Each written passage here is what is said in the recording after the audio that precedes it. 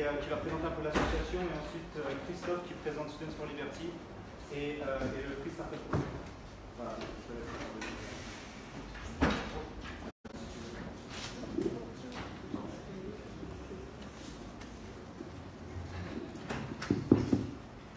Allô. Bonsoir à tous, je me présente, moi c'est Dominique Manaet et je suis secrétaire général de l'association Jeunes Tous d'Assas. Je tenais sincèrement déjà à remercier Laurent et toute l'équipe Think Tank d'avoir organisé cet événement. Je tenais également à remercier les intervenants évidemment d'être venus et à l'équipe Think Tank d'avoir évidemment fait appel à nous, Jeunes Tous d'Assas, pour la promotion et l'organisation de l'événement. Bon, laissez-moi vous expliquer ce que c'est Jeunes Tous en quelques mots. Donc, nous sommes une association étudiante qui a été créée il y a maintenant 4 ans et nous avons pour objectif principal de sensibiliser tous les talents de notre faculté à l'entrepreneuriat. Donc, nous organisons des visites.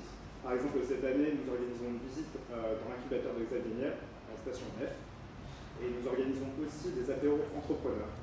En quelques mots, un entrepreneur issu du monde de la tech ou de la start-up présente ses projets autour d'un lycée.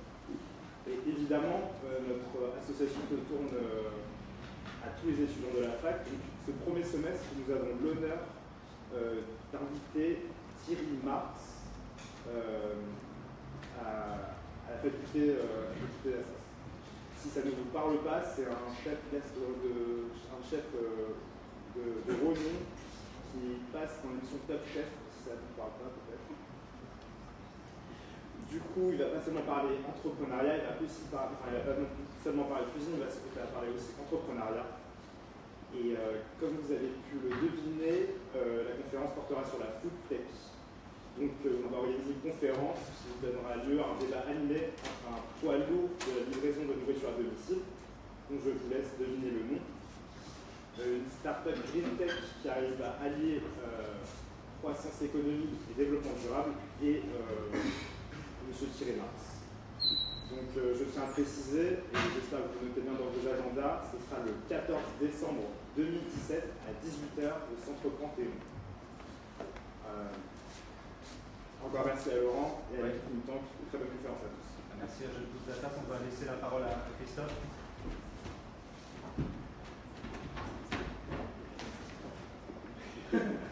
Salut à tous, merci Laurent pour l'organisation de la conf, notamment à toi et évidemment aux organisations partenaires. Qu'est-ce que c'est que Students for Liberty? En gros, c'est un réseau de leaders international et qui est présent en France et qui porte des idées. Donc, pour être très schématique, c'est des idées originales qui vont être contre la surveillance de masse, à vouloir légaliser le cannabis, tout type de drogue, à vouloir ne pas définir dans la loi le mariage, simplifier le code du travail, faire de l'éducation et répondre à des problématiques du quotidien sans attendre quelque chose de l'État ou des pouvoirs publics. Et de ce point de vue-là, on essaie d'intéresser notamment des étudiants aux idées libérales, à les former pour qu'ils puissent lire, pour qu'ils puissent s'y intéresser, les comprendre et ensuite se battre avec ces idées-là. Donc ça va d'écrire un article à créer un groupe, organiser des conférences comme maintenant, je ne sais pas, faire un doctorat, monter une start-up. En fait, trouver tous les moyens possibles de prendre chacun le pouvoir. Voilà. Et le Free Startup Project plus particulièrement, c'est faire des startups week-end, mais vraiment indépendants, et en essayant d'attendre des projets qui veulent vraiment taper sur un monopole, ou des projets qui veulent vraiment s'attaquer au logement, je ne sais pas, au travail, et en le faisant sans argent public. Voilà. Merci à tous. Merci. Merci beaucoup, Christophe. Donc, pour commencer, je vais présenter un peu les intervenants. Cette idée de conférence, elle est née. On est plusieurs entrepreneurs dans le réseau Students for Liberty. On avait envie de transmettre un peu cette idée, ce témoignage de ce que c'est que l'entrepreneuriat et de la philosophie un peu qui nous animait. C'est pour cette raison qu'en fait on fait une conférence qui va vraiment avoir. Enfin, il va y avoir beaucoup de questions. On va laisser une grande place aux questions et on va laisser présenter au début rapidement chacun des intervenants. Mais l'objectif, c'est vraiment pas de faire un cours sur ce que c'est que l'entrepreneuriat. Et on a intitulé cette conférence Student Startup, tout risquer pour entreprendre. Et c'est une question, c'est-à-dire que Eric Ries définit une startup comme un groupe d'individus qui s'associent pour mettre sur le marché un bien ou un service dans des conditions d'incertitude extrême. Et donc cette idée d'incertitude, de risque, elle est très présente dans la startup. Et au moment où il y a un battage médiatique, où il y a un président de la République qui défend l'idée de startup nation et tout ça, on se dit c'est devenu un effet de mode et est-ce que finalement c'est pas quelque chose qui est extrêmement difficile? Et donc on a voulu que des entrepreneurs, notamment étudiants ou qui venaient d'avoir leur diplôme, témoignent pour savoir si vraiment l'objectif de créer une startup c'est quelque chose d'insurmontable ou de tout à fait accessible. On a voulu avoir un pool d'intervenants qui était assez diversifié, c'est-à-dire qu'on a plusieurs techs. On a avec Lucas la mobilité, l'immobilier, le droit et la food tech. Et on est aussi à différents stades de la vie d'une startup. C'est-à-dire qu'une startup, je ne sais pas si vous connaissez un peu son cycle de vie, mais on passe d'abord de l'idéation, où on va avoir une idée, on va essayer de définir un premier business model, on va essayer de trouver des clients, et on va commencer à réfléchir à ce qu'on va faire, dans cette première étape. Et puis il y a une seconde étape, celle de l'incubation. Là, on va mettre un premier produit sur le marché. On va itérer, on va faire plusieurs tests, on va essayer de valider des hypothèses. Et quand ce produit va rencontrer son marché, on va avoir ce qu'on appelle le product market fit. Et ce product market fit, c'est la fin de l'incubation. On n'est pas forcément dans un incubateur, mais là, on a enfin réussi à trouver des clients et un produit qui satisfait à des besoins. Donc dans cette étape, on a Fergan avec Concilier, qui lui est vraiment encore à une étape qui en est au début et qui va présenter un peu les problématiques associées à cette étape et à cette phase. Ensuite vient l'étape d'accélération, on a validé son marché et donc là l'objectif c'est de scaler, c'est de devenir plus gros, d'embaucher, de faire des levées de fonds avec Lucas par exemple qui a commencé et puis Donia avec la startup Meet My Mama. Et puis quand l'accélération a eu lieu, qu'on commence à dégager pas mal d'argent, on devient une success story entrepreneuriale. Et donc là, on continue à grossir, on peut se diversifier, viser l'international. Et c'est l'exemple de Doctrine, par exemple, avec Nicolas. Je pense que tu confirmeras que ça va bien pour vous. Et puis, des fois, ça ne marche pas.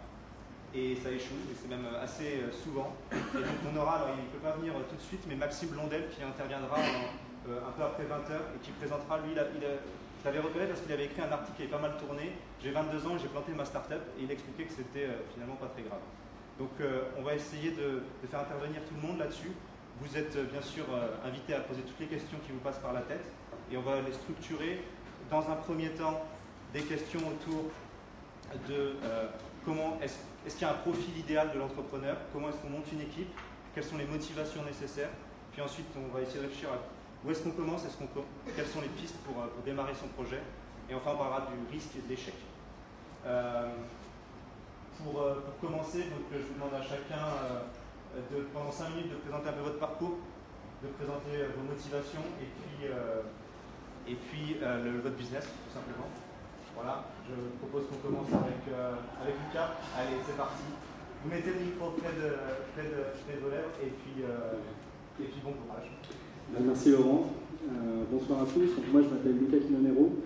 J'ai fondé la startup TG, donc j'ai 25 ans et je suis plus étudiant depuis 24 jours aujourd'hui, le 30 septembre. Mon parcours, il a été un petit peu chaotique. Pourquoi est-ce que je me suis lancé dans l'entrepreneuriat? Avant j'avais envie d'être pilote, absolument rien à voir. Comme à peu près tout le monde en tant que pilote, j'ai pas réussi à passer le concours, il m'a manqué un point. Je suis parti sur une école d'ingénieur à Centrale, où avec toujours la passion de faire de l'aéronautique, donc j'ai commencé à me lancer dans la création de moteurs d'avion. Il m'a fallu 2 semaines de Centrale pour me rendre compte que les maths, finalement, c'était pas du tout mon délire. Donc j'ai continué, là je me suis lancé dans la musique, vraiment rien à voir encore. J'ai passé mon diplôme professionnel, j'ai commencé à faire des concerts et j'ai arrêté, je me suis dit bon, finalement c'est toujours pas fait pour moi. Et là j'ai intégré une association qui s'appelait l'EPSA, qui faisait de la réalisation, enfin de la conception et de la réalisation de véhicules de course. Toujours rien à voir, mais on faisait des compétitions en Italie, en Angleterre, et j'étais en charge de tout ce qui était événements, communication, partenariat.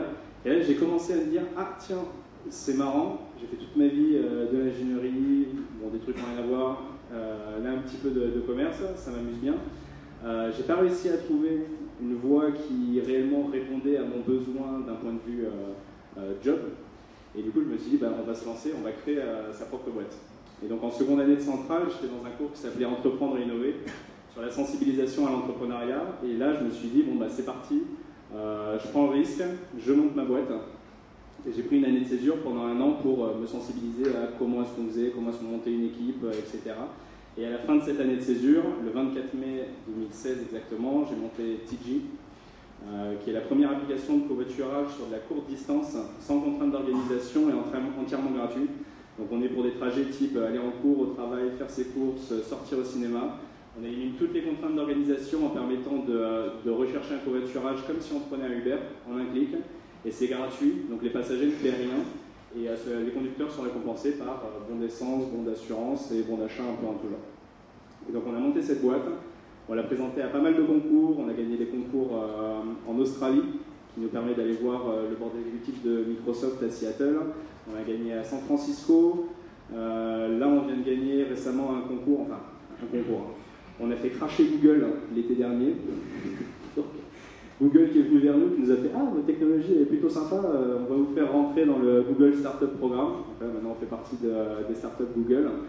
Et l'entreprise est passée de on gagne des concours, on a créé un premier produit qu'on avait testé sur Lyon, on a levé, on a fait notre première levée de fonds, on a levé 150 000 € auprès d'investisseurs très reconnus. Et là, aujourd'hui, je finis mon diplôme. Et j'ai 6 employés, mes bureaux sur les grands boulevards et tout tourne. On est en train de relever des fonds pour une expansion sur le marché français. Voilà, je vais laisser Farian continuer. Alors, bonsoir à tous. Lucas lui a dit qu'il avait un parcours chaotique. Moi, le mien est encore, à mon avis, un peu plus chaotique que le sien. Alors moi, à la base, donc, je suis juriste. J'ai étudié le droit à l'université de Créteil, donc Paris 12, je crois. Mais je suis un faux juriste, c'est-à-dire que j'étais inscrit, j'ai fait la première année, ma deuxième année, mais jamais vraiment été très assidu. J'aimais bien, en dehors de mes cours, m'adonner à des activités qui n'avaient pas vraiment grand-chose à voir avec le droit. J'ai notamment été militant dans une association qui s'intéressait au fédéralisme européen, et petit à petit, je me suis intéressé aux sciences politiques, à l'économie. J'ai commencé à me former de manière autodidacte un petit peu à ces disciplines-là, à écrire des articles, jusqu'à ce que je me mette en parallèle de mes études à travailler pour une plateforme académique qui diffuse du contenu académique universitaire consacré à la tradition libérale. Ça s'appelle l'École à Liberté, ça vous intéressera peut-être, il y a du droit dedans, mais bon, c'est pas. De fil en aiguille, j'en ai commencé à faire mon métier en devenant petit à petit journaliste indépendant, analyste, en rédigeant des articles, des notes relatives aux politiques publiques, en contribuant pour divers médias francophones, anglophones, des instituts de recherche qui s'intéressent aux politiques publiques. Et cette découverte de la philosophie politique libérale m'a ensuite tourné vers l'entrepreneuriat, c'est-à-dire que je me battais dans mon combat intellectuel contre les monopoles, pour la concurrence, et je me suis dit pourquoi pas mettre en pratique les idéaux que je porte sur les plateformes les médias dans lesquels je contribue. Et donc la startup qu'on a cofondée avec 2 autres associés, donc Laurent qui est à côté, s'appelle Conciae. Elle opère sur le marché de l'immobilier.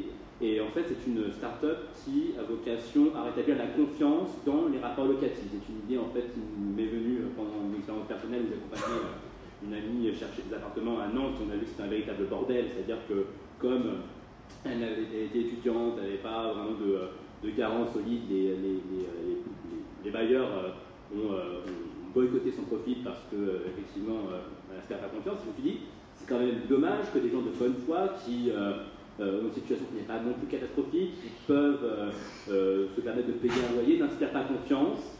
Et donc l'idée, c'est d'entreprendre sur ce secteur-là en essayant d'établir une agence de notation entre propriétaires et locataires, grâce à la notation, noter les profils, construire une réputation sur Internet qui permettrait à chacun de retrouver la confiance dans les rapports locatifs. C'est-à-dire que j'ai en face de moi un profil, un locataire qui est peut-être un peu moins bon que ceux qui se présentent à moi de manière habituelle, mais comme il est sur une plateforme qui note et qui garantit la réputation de ce profil-là, j'ai plus intérêt à lui accorder ma confiance parce que je sais que s'il fait n'importe quoi, eh bien, il risque de s'exclure du marché du logement. Donc nous, là, on est vraiment en phase de début, c'est-à-dire qu'on a tâtonné en essayant de sonder notre environnement, voir si le produit intéressait. Là, on est de côté de la plateforme avec Florent et notre troisième associé. Et donc l'idée, c'est de la tester, voir si on a une demande, non seulement de la part des propriétaires, mais aussi des locataires. Donc ça reste à voir ultérieurement. Voilà.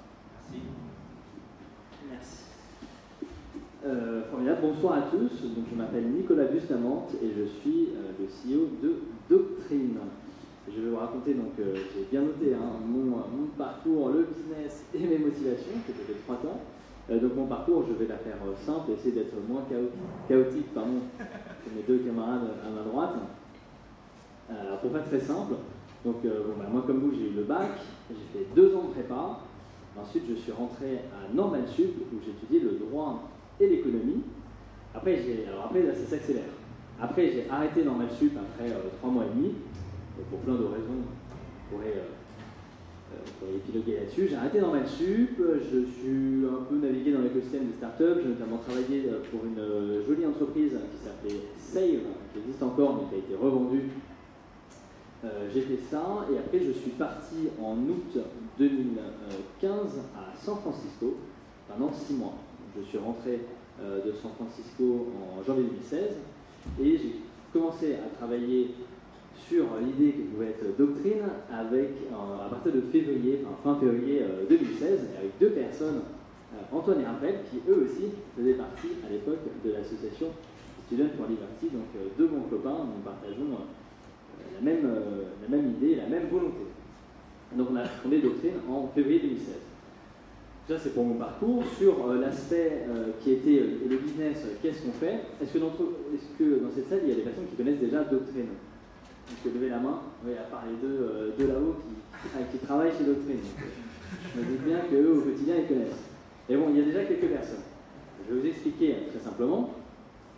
Doctrine, c'est un moteur de recherche juridique. Alors nous, qu'est-ce que nous faisons? Nous collectons énormément de décisions de justice et après nous faisons des analyses statistiques avec de l'intelligence artificielle sur ces décisions de justice. Donc, pour faire simple, on va être capable de dire est-ce qu'un juge est sévère, est-ce qu'un juge est clément, est-ce que la sanction est plus sévère à Paris qu'à Marseille, ce genre d'informations. Et on donne cette information au professionnel du droit qui lui va les représenter à son client. Maintenant, la chaîne de valeur s'est un peu plus étendue, c'est-à-dire qu'aujourd'hui, on aide même à l'étape numéro 1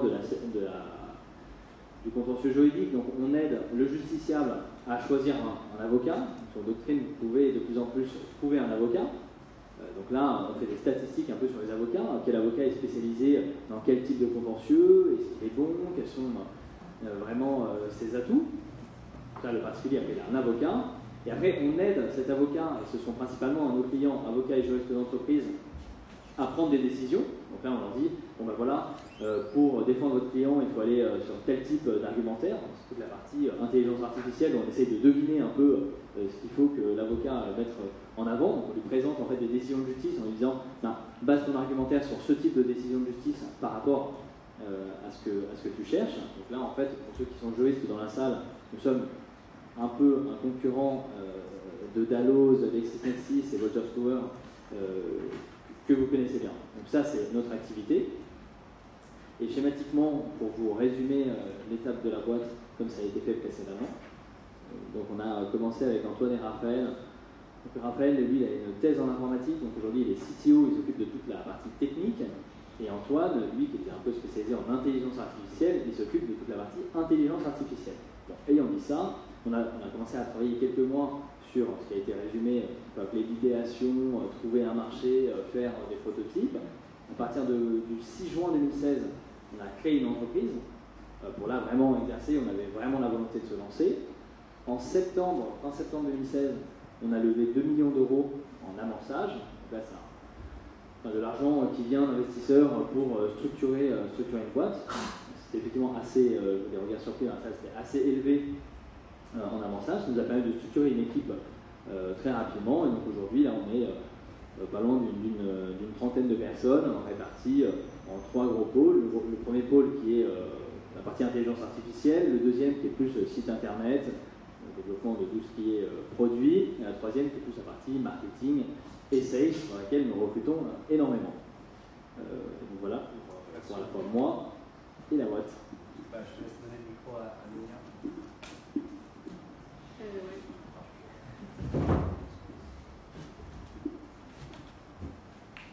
Bonjour, donc Donia. Alors donc moi j'ai fini mes études il y a 1 an. Donc j'ai fait un master à Sciences Po en affaires publiques. Donc rien à voir avec l'entrepreneuriat qu'on va avoir. Et en fait j'ai fait pas mal de stages et des expériences associatives. Et pendant toutes mes expériences, je savais que je voulais avoir de l'impact et que je voulais créer quelque chose à moi. Mais je ne savais pas encore quoi, ni comment, ni avec qui, ni quand. Et donc il y a 2 ans et demi, j'ai fait une année de césure et lors d'un stage, j'ai rencontré Lubna, qui est là-bas. Et donc on était tous les deux dans le stage, on s'ennuyait un peu et on se disait bon bah vu qu'on n'a pas grand chose à faire, autant imaginer une solution, qu'est-ce qu'on pourrait faire pour à la fois être utile et surtout avoir de l'impact et vite être scalable. Donc nous on voulait entreprendre, mais on ne savait pas encore dans quoi. Mais en discutant, on s'est rendu compte qu'on aimait toutes les deux manger, qu'on aimait bien aller dans les restaurants. Du monde notamment, et on se rendait surtout compte qu'autour de nous il y avait plein de femmes qui savaient cuisiner, mais qui ne savaient pas comment se lancer, elles ne savaient même pas qu'elles avaient l'opportunité de vivre de leur passion pour la cuisine. Et c'était surtout les femmes au foyer, puisqu'on se disait être femme au foyer, on choisit d'être un homme mais pas de le rester. Donc on a commencé à réfléchir, c'était le moment où il y avait tout ce qui était Deliveroo et Easy, et on s'est dit que pourquoi pas on pourrait permettre à ces femmes de se connecter au monde de l'entreprise en cuisinant et en créant un nouveau concept de traiteur pour les entreprises. Donc on a commencé à brainstormer et on a lancé Mama Cooking. Donc à l'époque ça s'appelait Mama Cooking et nous c'était de révéler les talents culinaires des femmes au foyer et ce qui passait par des prestations en entreprise donc de traiteur. Donc on s'est lancé, on était encore étudiantes, donc, en alternance notamment. Donc on avait fait quelques petits événements mais on n'était pas encore à temps plein sur le projet. Ensuite, l'année dernière, on a par hasard, le destin a fait qu'on a rencontré une personne qui s'appelle Youssef, qui avait un projet similaire au nôtre. Donc on l'a rencontré et au bout de 2 heures, on s'est dit qu'on avait un projet similaire, les mêmes valeurs, les mêmes principes, et on voyait les choses de la même façon. Donc on a décidé de s'associer et on a créé Meet My Mama. Donc, je ne sais pas si certains connaissent Meet My Mama, mais aussi je vais vous demander, je pense, une personne. C'est très bien. Et donc Meet My Mama, qu'est-ce que c'est aujourd'hui? C'est une start-up qui souhaite mettre en relation des femmes migrantes, donc femmes réfugiées et immigrées, qui ont un talent unique pour la cuisine, et les connecter au monde de l'entreprise en proposant de nouveaux événements culinaires, que ce soit des petits déjeuners, des buffets ou encore des cocktails du monde. Donc on travaille aujourd'hui avec des femmes qui sont issues de partout dans le monde. Donc on a l'Amérique latine, l'Afrique du Nord, l'Afrique de l'Ouest, l'Asie du Sud-Est, le Moyen-Orient. Et donc on crée à la fois des événements en entreprise et on a aussi développé la première Mamas Academy qui permet de professionnaliser et d'outiller toutes les femmes migrantes qui souhaitent vivre de leur passion pour la cuisine, donc à travers un parcours d'accompagnement unique où on les forme, et notamment avec des chefs étoilés, des écoles de cuisine et des professionnels de la cuisine et de l'entrepreneuriat. Et nous, le but, c'est de les mettre en avant, de les valoriser, d'en faire des rôles modèles et de changer l'image un peu qu'on a de la cuisine et des femmes qui cuisinent notamment. Et on organise aussi, dans le cadre de la Mamas Academy, des brunchs du monde où on permet de vous faire voyager en restaurant. Donc on privatise des restaurants parisiens et on organise des brunchs et des dîners à thème. Et donc là, aujourd'hui, donc ça fait presque 1 an. Donc on a été d'abord incubé par Singa. Et maintenant, on est incubé par The Family et Station F depuis septembre.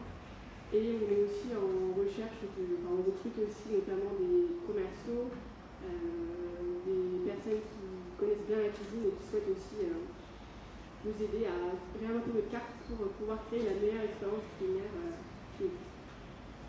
Merci beaucoup.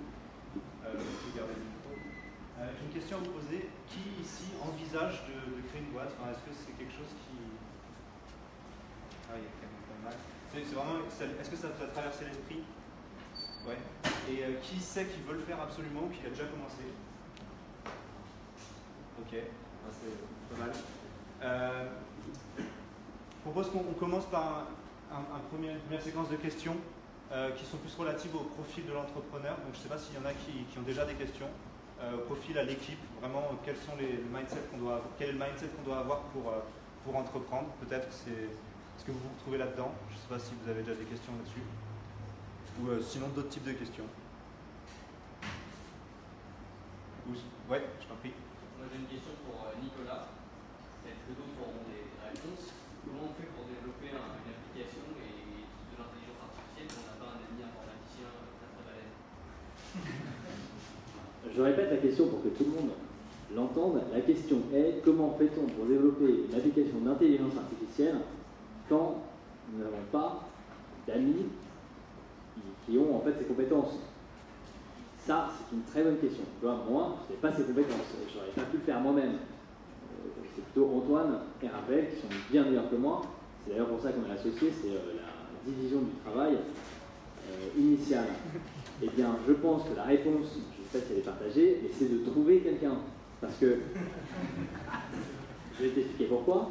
C'est très simple. Finalement, une personne, elle a des points faibles et des points forts. Bon, bah, les points faibles, souvent on se dit « Ah, il faut s'améliorer sur ses points faibles, être un peu meilleur, là où on est un peu mauvais. » Mais ça sert à rien en fait. Ce qu'il faut, c'est que tu sois très très fort, là où tu es déjà très fort, et pour que tu fasses vraiment une différence. Et donc si tes compétences en intelligence artificielle sont de 0, 0 sur une échelle de 10, ça ne sert à rien que tu mettes énormément de temps pour être un 2 ou un 3 sur 10.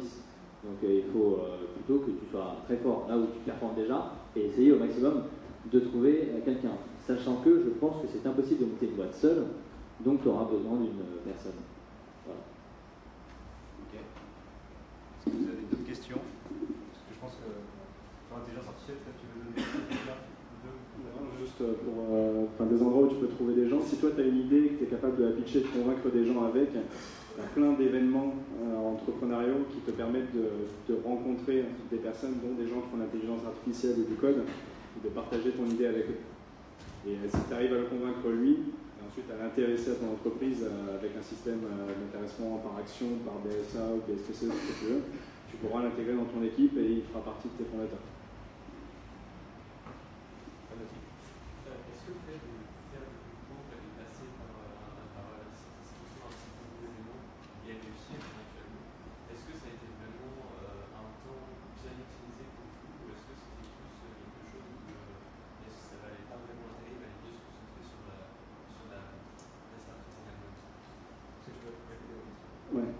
La question c'était, grosso modo, est-ce que le temps qu'on a passé à faire des concours, c'était un temps qui était bien investi, ou est-ce que c'est un temps qu'on aurait dû utiliser pour travailler directement sur la boîte?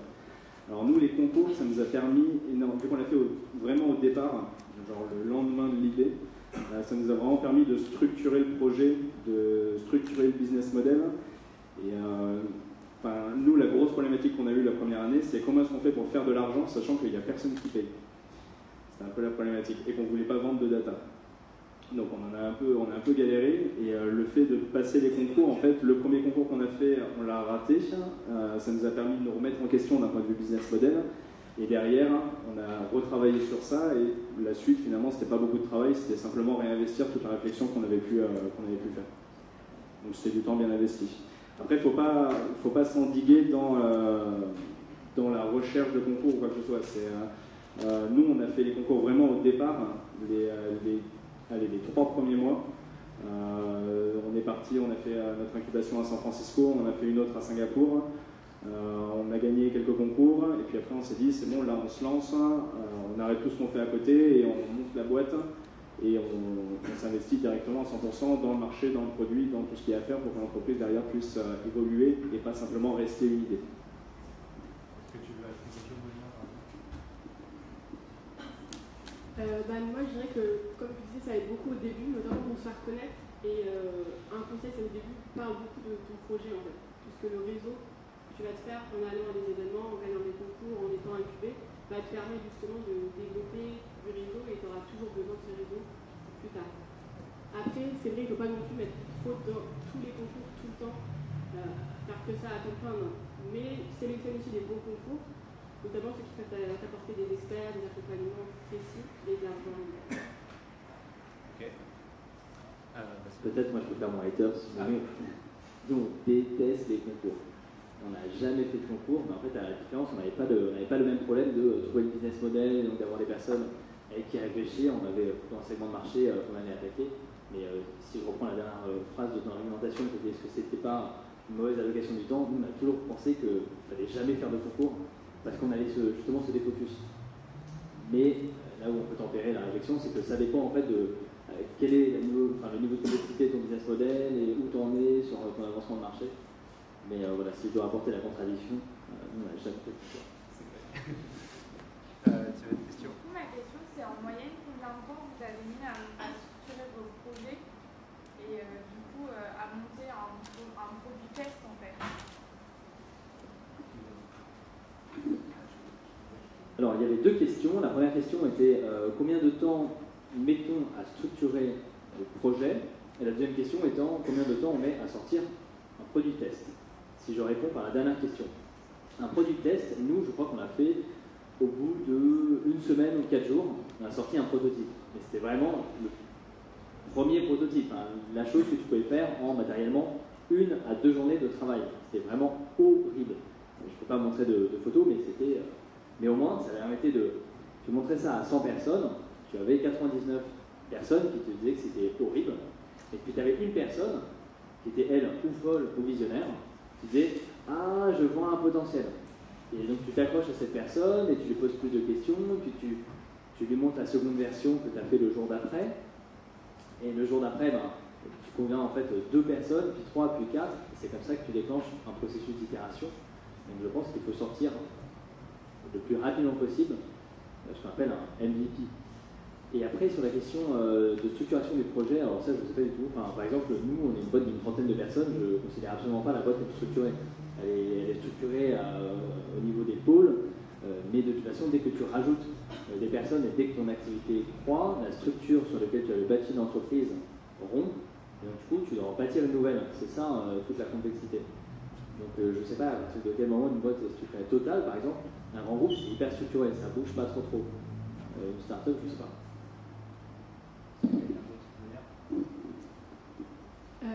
Ouais, je rebondis, nous aussi, on avait testé en 2-3 jours. Et en fait, teste et tu verras. Et ça va te permettre en fait de modifier, d'ajuster. Et je pense qu'un bon moyen, c'est des startup week-ends. Nous, c'est ce qu'on avait fait. Au premier startup week-end, on n'avait rien, mais on a testé et on a réussi à faire ce qu'on voulait faire. Donc, n'hésite pas à aller à des startup week-end. Ça permettra de valider ton idée aussi. Tu verras si les gens sont intéressés ou pas. Tu pourras même créer peut-être une petite team et peut-être trouver même un associé ou autre.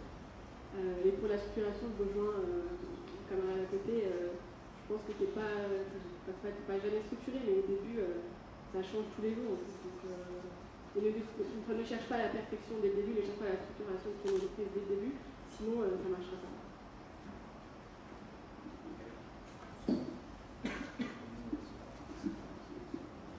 Nous, on a mis un peu plus de temps à tester. On a dû mettre 3 mois à sortir le premier produit. Je ne saurais pas dire aujourd'hui si on était capable de le sortir en moins de temps, parce que d'un point de vue techno, il y en avait pour au minimum 1 mois et demi à temps plein de taf pour sortir le MVP qu'on avait. Et ensuite, on avait toute une partie où, vu qu'on est sur un marché, enfin, on est sur un double marché avec une recherche à la fois de conducteurs, de passagers, on devait avoir une stratégie d'acquisition sur les deux pour vérifier qu'ils puissent matcher sur des trajets en commun. Donc on a eu grosso modo les 2 premiers mois de création de produits, 1 mois de préparation sur comment faire pour communiquer sur 6000 personnes avec 0 €, et on a lancé à ce moment-là. Ok. Je t'en prie. Bonsoir. Je voulais savoir comment chacun d'étape a pensé à la monétisation comment est-ce que ça va prendre en compte de l'argent. Parce que par exemple là vous avez des applications gratuites, donc comment est-ce que vous allez pouvoir la faire dessus? Ça va être long ça comme réponse. Nous, alors ça a été effectivement un gros challenge. On est sur un business model évolutif. C'est-à-dire qu'on commence avec une offre B2B qui s'adresse à toutes les grandes entreprises et ETI, donc entreprises de taille intermédiaire, à qui on propose en fait une intelligence artificielle intégrée dans le téléphone de leurs collaborateurs. En téléchargeant cette application, en l'espace d'un mois, on est capable d'effectuer un diagnostic mobilité de l'entreprise, savoir quels sont les trajets qui sont faits, la qualification des flux de déplacement, la quantification de ceux-ci, pour définir les besoins en fait, de chacune des entreprises en mobilité et pouvoir ensuite apporter les différents services qu'on va pouvoir offrir aux collaborateurs. Est-ce qu'il faut déplacer des lignes de bus pour améliorer leur trajet tous les jours, mettre du covoiturage, mettre de l'autopartage, du vélo, enfin on peut tout imaginer. Et on a toute une plateforme reporting derrière qui leur permet d'avoir des données anonymisées pour ensuite apporter tout ce qui est toute la partie réglementation. Les aider dans toute la réglementation, notamment avec la loi sur la transition énergétique pour la croissance verte qui arrive le 1er janvier 2018, qui oblige toutes les entreprises de plus de 100 collaborateurs à mettre en place un plan de déplacement d'entreprise. Donc ça, c'est notre première offre. Où on prévoit une commercialisation d'ici la fin de l'année. Aujourd'hui, on discute avec des groupes type Total, Suez, Alixio. La semaine dernière, j'étais en rendez-vous avec le président de Densu, qui est numéro 3 de la com. Donc on vise quand même des grosses entreprises. Et l'idée, c'est grâce à ça, créer des communautés un peu partout en France et aller savoir à l'international, et pouvoir, lorsqu'on atteint une certaine masse critique, relier ces communautés et mettre en place des business models plus tournés vers le B2C. Donc les business models B2C, ça va être généralement des outils marketing, et toute la complexité de ces outils marketing, c'est faire en sorte qu'ils ne soient pas intrusifs vis-à-vis de votre utilisation du service au quotidien. Donc ça, on a pareil, réfléchi à un certain nombre de choses qu'on est en train de mettre en place sur l'application en prévision de l'arrivée de cette masse critique. Alors, business model. Alors, à notre stade, c'est difficile d'en parler, mais on a plusieurs pistes concernant. Alors, je vais faire ce que je fais. Donc, en gros, nous, on monte une espèce de plateforme sur laquelle chacun, donc propriétaires, locataires, peuvent faire valoir leur réputation pour inspirer confiance sur le marché donc, de la location immobilière. Pour le business model, plusieurs pistes sont aujourd'hui. On travaille sur plusieurs pistes, éventuellement faire payer l'accès à la réputation des uns et des autres, faire payer le scoring, c'est-à-dire l'évaluation d'un profil allocataire.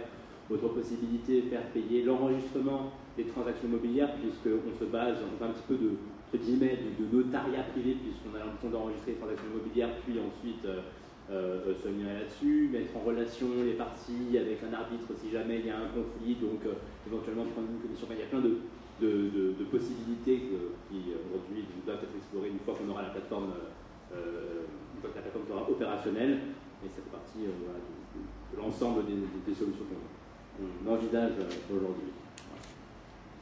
Merci.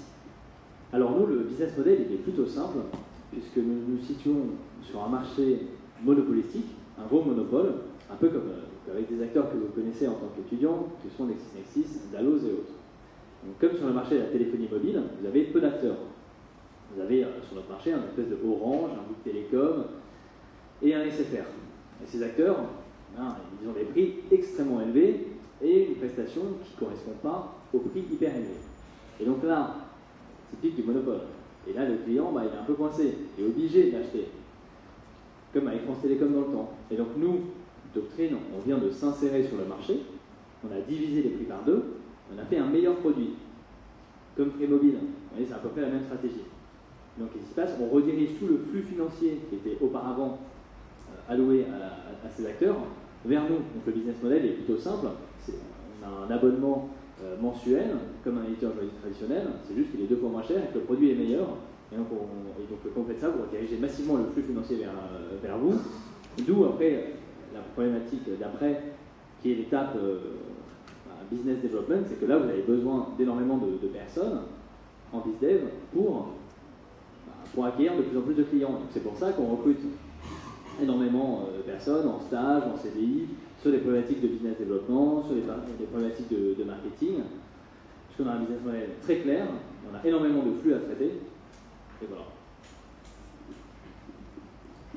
Donc nous, pour le business model, c'est le business model classique d'un traiteur. Donc on a des partenariats avec des grandes entreprises, on est référencé dans plusieurs entreprises, et pour chaque prestation, on prend une marge. C'est un peu le business model classique. Merci. Ouais.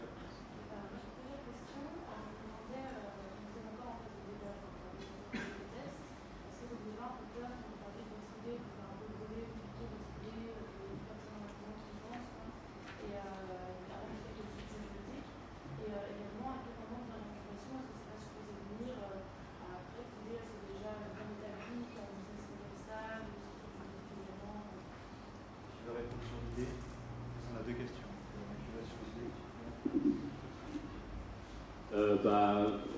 Est-ce qu'on a peur de se faire piquer l'idée? Non, parce que plein de gens l'ont déjà eu avant nous. Donc, de manière générale, l'idée, c'est pas l'essentiel. Ce qui compte, c'est son exécution. Je pense que pendant longtemps, j'étais parano. Je disais, j'ai l'idée du siècle, donc je la révèle à personne, mais en fait, ça sert à rien. Non seulement il y a déjà des gens qui sont dessus, tu regardes et puis ah non, t'es pas le seul, donc raté. Et de l'autre côté, si tu n'es pas capable de l'exécuter, d'en parler autour de toi pour avoir des conseils quant à ton exécution, tu risques de te planter complètement. Donc pour moi, ça sert à rien de la réserver, de réserver ton idée secrète. Ce qui compte, c'est vraiment l'exécution. Et d'ailleurs, pour mener cette exécution à bien, il vaut mieux en parler autour de soi pour avoir le maximum de conseils possibles, de s'entourer des bonnes personnes, d'avoir des retours qui te permettent ensuite de limiter le risque de plantage. Voilà. Si je peux ajouter quelque chose, vous êtes d'accord, je suis Ouais, on est d'accord. Bon, on m'a toujours dit, si tu ne parles pas de ton idée et que tu travailles tout seul dans ton coin, tu créeras un produit ou un service qui répondra à ton besoin, mais absolument pas à ton marché. Donc tu seras capable de te le vendre à toi, mais pas au reste de ton marché. Ce qui est pas possible. Donc l'idée, c'est vraiment, plus tu vas parler aux gens, plus tu te feras challenger sur ce que tu proposes, et plus ton service ou ton produit évoluera vers quelque chose qui répondra aux besoins réels des gens qui potentiellement sont lancés. Okay, sur l'incubation, peut-être? Sur l'incubation. Alors, juste en deux mots sur l'idée, je pense que l'idée, ça n'a pas de valeur. La preuve que ça n'a aucune valeur, c'est que si une idée, ça avait de la valeur, ça s'échangerait sur un marché. C'est-à-dire qu'il y a des gens qui seraient prêts à acheter des idées. Là, pour les étudiants en économie, voilà, il n'y a pas de marché sur les idées, donc ça n'a aucune valeur. Et le deuxième point, c'est que si tu as peur de te faire piquer ton idée, c'est-à-dire que potentiellement, tu as peur des concurrents, et donc à n'importe quelle étape de la boîte, tu aurais peur que quelqu'un te passe le devant. Et alors que si tu as vraiment confiance, tu dis peu importe l'idée, peu importe s'il y a 10 personnes qui travaillent sur la même chose que moi, je sais que nous, on a la meilleure exécution et donc on va y arriver. Donc l'idée, comme ils l'ont très bien dit, il ne faut pas hésiter à en parler. Et après, sur l'incubation, il n'y a pas vraiment de stade. Tu n'as pas besoin d'avoir un projet fini, tu n'as pas besoin d'avoir un prototype, tu n'as pas besoin, comme tu disais, d'avoir une société. D'ailleurs, la société, tu n'en as pas besoin tout court.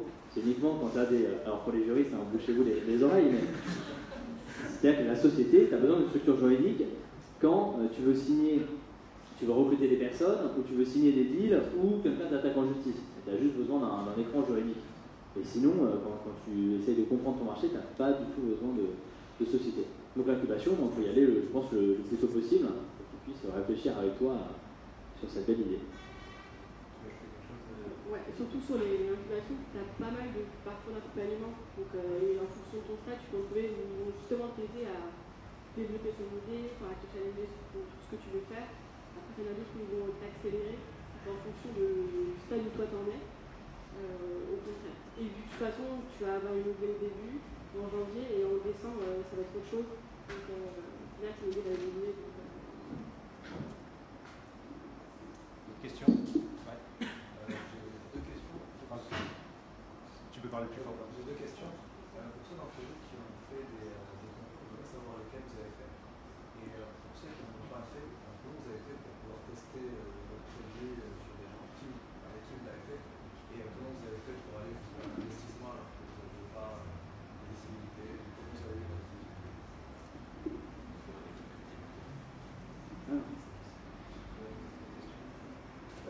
Du coup, c'est-à-dire quel concours on a fait? Et la deuxième question, c'était quoi? Une question sur qui vous avez testé les produits. Ok, donc au niveau des concours, nous on a fait le Startup Challenge Friends of Alliance, Australian Challenge Program, c'est un truc australien. On a fait le programme Concorde, qui est un truc à San Francisco. On a fait le prix Asia de l'École centrale de Lyon. ça peut être un central. On a fait le Google Startup, et on a fait un dernier que je ne me rappelle plus. Mais c'est lesquels qu'on a fait. Nous, on n'a pas fait de concours donc pour tester l'idée qui n'est pas encore plateforme opérationnelle, mais en gros, premier test, c'est l'entourage, ça ne suffit pas. Deuxième test, alors là, c'est un petit peu un truc à l'arrache, c'est-à-dire qu'on a fait un petit site web, une petite page, sur laquelle on présentait notre service. Voilà, si vous êtes locataire, cliquez ici, et si vous êtes propriétaire, cliquez là, voilà, en gros. Et ensuite, on voyait sur les réseaux sociaux, on s'incrustait sur des groupes de propriétaires et de locataires, on n'a pas mal chié. Et donc on les contactait one by one manuellement, c'était très stimulant intellectuellement. Et on envoyait donc le site et on regardait le comportement des gens. Est-ce qu'ils cliquaient sur ces boutons-là? Est-ce qu'ils cliquaient sur le site? Est-ce que la description déjà était convaincante? Et on suivait comme ça leur comportement avec Google Analytics pour voir si le service tel qu'on communiquait intéressait déjà l'échantillon qu'on sollicitait. Autre test, là encore à l'arrache, un petit peu en méthode de pauvre, tu vas sur les annonces immobilières, tu envoies donc éventuellement propriétaire ton site et tu dis voilà, ton propriétaire, est-ce qu'il est intéressé là aussi par le service que je propose, est-ce qu'il est intéressé par la problématique de sécuriser ses loyers en screenant le profil du locataire. Donc c'est comme ça, c'est assez laborieux, mais bon, voilà. Et le test ultime, évidemment, c'est quand on aura la plateforme, est-ce que des gens seront prêts à l'utiliser, à payer. Si tu gagnes de l'argent, c'est que ton niveau est normal. Si tu gagnes rien du tout, c'est pour tout. Alors, sur la partie concours, je ne pourrais pas répondre, et sur la partie tester l'idée, c'est très simple. Quand on avait ce fameux produit là qui avait une semaine, personnellement, je m'étais incrusté à une conférence payante, on n'avait pas payé parce qu'on n'avait pas d'argent, où il y avait plein d'avocats qui sont nos clients, et j'avais montré dans un coin de la conférence avec mon ordinateur ce premier prototype pour avoir des retours des personnes. Bon, et après j'avais fait connaissance de 2-3 personnes avec qui j'aurais envoyé ma cité URL, le site internet, et puis après leurs amis, et j'avais un peu itéré comme ça. Donc la première partie, c'est tu vas voir des gens. Enfin, nous, ce qu'on avait fait, c'est qu'on avait demandé à notre entourage qui connaissait des avocats et on était allé les voir un par un. Donc, on faisait des rendez-vous physiques avec le maximum de personnes pour comprendre leurs problèmes et leur montrer notre solution. Après, dans un second temps, Doctrine, ça a commencé à un peu se diffuser au bout de 3-4 mois et on a eu de la croissance cette fois numérique. Et là, c'est des gens qui s'inscrivent à ton service que tu ne connais pas et qui ne connaissent même pas les gens que tu connais. Donc, des gens qui ne sont même pas dans ton réseau. Et bien là, à partir de ce moment-là, on a exigé le numéro de téléphone de ces personnes et je les ai appelés dès qu'il y avait une personne qui s'inscrivait sur le service. Donc, notamment mai, juin, juillet 2016, je passais en fait les journées au téléphone à appeler n'importe quelle personne qui s'inscrivait sur Doctrine pour comprendre qui il était, d'où il venait, quels étaient ses retours, est-ce qu'on pouvait se rencontrer et juste discuter. C'est ça qu'on a testé. Et deuxième, donc ça c'est à travers la discussion, et sinon dans notre produit, ce qu'on faisait, c'est qu'on faisait semblant d'avoir plein de fonctionnalités, donc on les mettait tous sur le site internet, comme si ça existait, et dès que la personne cliquait, on disait « Oups, c'est pas disponible, il faut payer ». Et donc évidemment, la personne, elle ne payait pas, mais au moins, ça nous permettait de voir quelles fonctionnalités étaient intéressées en fait les utilisateurs. Nous, on a eu quelques concours, notamment mon parcours d'accompagnement, comme je disais tout à l'heure. On a été lauréat à la French Tech. Là, on a gagné un concours avec Google qui réalise un film comme online. Et niveau test, donc comme je disais tout à l'heure, on a testé au départ dans un startup week-end avec une maman qu'on connaissait, en l'occurrence ma belle-mère, qui a été mise à contribution le week-end. Et ensuite, on a testé avec des vrais clients en fait. On a tout de suite des demandes. Donc, on a testé avec les mamans qu'on connaissait, des clients qu'on ne connaissait pas. Et ensuite des mamans qu'on ne connaissait pas, qu'on venait d'apprendre à connaître. Et voilà. Donc c'est au départ notre réseau et ensuite le réseau de notre réseau. Ok, merci. C'est à partir de quel moment vous dites cette idée-là, enfin, c'est pas d'idée et je suis là-dessus et que je développe là-dessus. Bon, je pense que si tu prends en toi, il faut être focus et essayer d'exécuter ton idée le plus possible. À chaque fois, tu vas avoir des petites victoires Tu vas avoir 10 personnes qui s'inscrivent, puis 100 personnes, puis 150, puis peut-être un premier client, et à chaque fois tu continues, mais tu ne peux pas savoir, parce que le startup c'est un environnement de chaos, si dans 3, 4 mois, 6 mois, ça va vraiment fonctionner, si jamais ça va fonctionner même dans 2-3 ans. Et donc ça, c'est vraiment de la confiance personnelle et se reposer sur ces petites victoires. Et en plus, ton entourage ne va pas t'aider, parce que ton entourage ne comprend pas tellement ce que tu fais, et puis c'est tellement microscopique, c'est-à-dire que pour toi, ce qui peut être considéré comme une victoire de ça fonctionne, c'est peut-être 10 personnes qui s'inscrivent sur ton site. Pour toute personne normale, du style tes parents, 10 personnes qui s'inscrivent sur un petit site internet sans payer, c'est rien. Et pour eux, tu es en situation d'échec.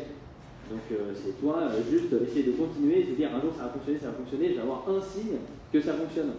Moi récemment, j'ai eu la chance pour Doctrine de passer à la télé et j'ai l'impression que mon entourage a compris ce que je faisais et s'est dit oh putain peut-être que ça fonctionne au moment où ils nous ont vu à la télé. C'est-à-dire que, et pour moi c'était pas du tout un achievement. C'est-à-dire que tous les autres achievements c'était recruter les personnes, structurer l'équipe, à chaque fois j'avais l'impression de gagner et pour le commun des mortels c'était pas du tout ça. Donc il faut juste rester focus, assez humble et se dire bon bah j'y vais un maximum et après c'est juste toi qui considères que tu y arrives ou tu n'y arrives pas.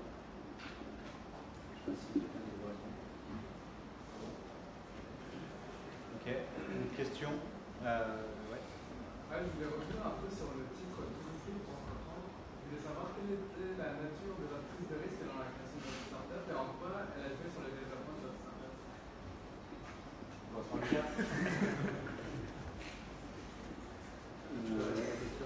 Ouais, alors quelle était la nature du risque? Alors, si on prend le titre, tout risquer pour entreprendre, quelle était la nature du risque? Moi, je dirais qu'il y en a eu deux. Le premier, mon diplôme. C'est-à-dire qu'à la fin de la seconde année de Centrale, je suis peut-être allé une fois en cours. Et une semaine avant les examens, je me disais, oh putain, il va falloir réviser. C'était un peu galère. Il a fallu que je fasse un petit peu de lobbying auprès de la direction de l'école pour avoir le diplôme, mais bon, ça, c'est un secret. Et le deuxième, c'est financier. Financier, là, aujourd'hui, je ne saurais pas vous dire combien je dois à certaines personnes. Mais ça fait quelques mois, je sais très bien ce que ça veut dire que vivre à dette. Ouais, risque financier aussi, c'est-à-dire que quand tu te dis que tu montes une startup et que du coup tout le temps que tu consacres à essayer de monter ta boîte, tant que tu ne consacres pas à faire autre chose, tu comptes, tu deviens radin très vite, très fin, tu comptes le moindre euro que tu dépenses. Voilà, c'est le risque financier à mon avis avant toute chose. Donc je pense qu'en fait il y a plusieurs typologies de risques. C'est sûr, et après ça dépend de ton aversion personnelle au risque. Les gens ils vont très mal vivre avec le risque financier, ils disent je suis pas à l'aise, c'est pas top. Les gens ça va pas, ils s'en foutent. Après tu as le risque, tu as un risque personnel. En fait le plus gros risque, je ne sais pas si c'est vraiment l'argent, c'est je pense l'allocution de ton temps. C'est-à-dire que tu vas consacrer peut-être 2-3 ans de ta vie à ça au lieu de faire autre chose, au lieu d'avoir un job normal, au lieu de continuer tes études, au lieu de faire ce que tu souhaites, un voyage autour du monde. Donc le vrai risque, c'est l'allocation de ton temps. Et après, ta question était le risque personnel. Voilà, ça dépend de chaque personne qui monte une boîte. Et encore, tu vois, moi, pour te donner un ordre d'idée, quand j'ai monté Doctrine, j'ai arrêté mes études, donc j'avais pas de diplôme et j'avais 21 ans. Donc le risque, pour toute personne normale, serait de considérer ça comme extrêmement risqué, dans le cas où tu penses. Et moi, je considère ça comme extrêmement risqué. Donc ce qui fait aussi que quand tu es au bord du gouffre, tu as juste envie d'avancer, d'être très bon et de dormir sous ton bureau pour réussir. Mais il y a des gens aussi qui aiment bien se mettre à risque pour avancer encore plus vite. Donc voilà, le risque c'est vraiment quelque chose de personnel. Et toi tu ne vas pas percevoir le même risque que moi et inversement, donc ça dépend. Alors moi j'ai eu la chance d'avoir deux associés super, puisque moi je ne suis pas encore à temps plein sur le projet. Donc j'ai commencé quand j'étais étudiante. Après là j'ai travaillé 1 an et j'arrête mon CDI à la fin de l'année. Mais j'ai eu la chance d'avoir deux associés qui étaient compréhensifs. Donc déjà ça a limité le risque pour le début. Et maintenant, oui c'est un risque financier, un risque personnel, mais en même temps, tu sais qu'à un moment tu n'as pas le choix de prendre des risques. Tu risques des choses que tu verras bien, mais tu ne peux pas vraiment prévoir ce qui va t'arriver si tu prends ton projet, si tu as la chance d'être bien entouré, ça devrait aller. Ouais.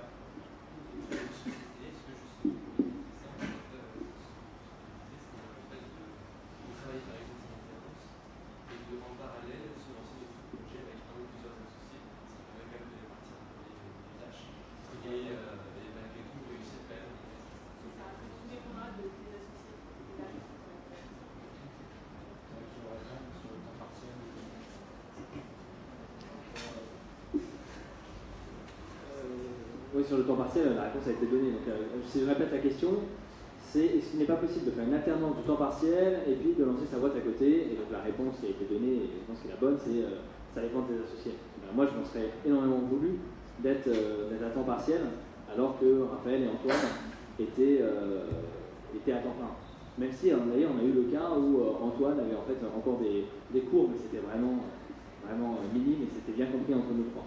Donc ça dépend de la relation. Et moi, je pense que jamais j'aurais pu être déjà à titre personnel, et puis après pour eux, non full-time, mais c'est parce qu'on s'était entendu comme ça. Ouais. Au niveau des tout premiers développements, vous parlez de prototypes, vous parlez de prémices, de montrer quelque chose, vous avez trouvé comment les financements? C'est des financements personnels, c'est des prêts, c'est quel moyen de financement? Alors nous, c'est une bonne question, je répète la question, pardon, c'est grosso modo, est-ce qu'il faut de l'argent pour démarrer une boîte, combien, où est-ce qu'on alloue les ressources et autres. Nous, on avait dépensé, pendant 6 mois, on avait dépensé 3 500 €. Énorme, hein. C'est vraiment ridicule. Donc il faut, et encore, là c'est 3 500 €, je crois qu'on avait acheté un ordi parce qu'on voulait recruter quelqu'un, on avait limite dépensé 0. Pourquoi? Parce que quand tu démarres une boîte, tu as besoin d'une connexion internet, bon ok, tu as besoin de te loger quelque part, bon bah là on était dans mon salon, dans mon appart, donc tu n'as pas de coût particulier. Donc, pour tout ce qui est serveur, tu as plein de belles entreprises comme Google ou Amazon qui t'offrent des frais de serveur. Finalement il ne te faut strictement rien pour débuter une boîte. Et si aujourd'hui il y a autant de personnes qui en te prennent au quotidien, c'est parce que le coût fixe de démarrer une boîte est quasi nul. Tu n'as pas besoin de capitaux, à part, nous on fait du software, mais si tu fais du hardware, en gros si tu construis des voitures, là tu as besoin d'argent rapidement. Ou si tu as des effets de réseau énormes ou autres, ou s'il faut que tu passes par un freelance pour développer ta tech et autres. Mais sinon, si tu fais une boîte dans la tech de software, normalement tu n'as pas besoin de trop de capitaux.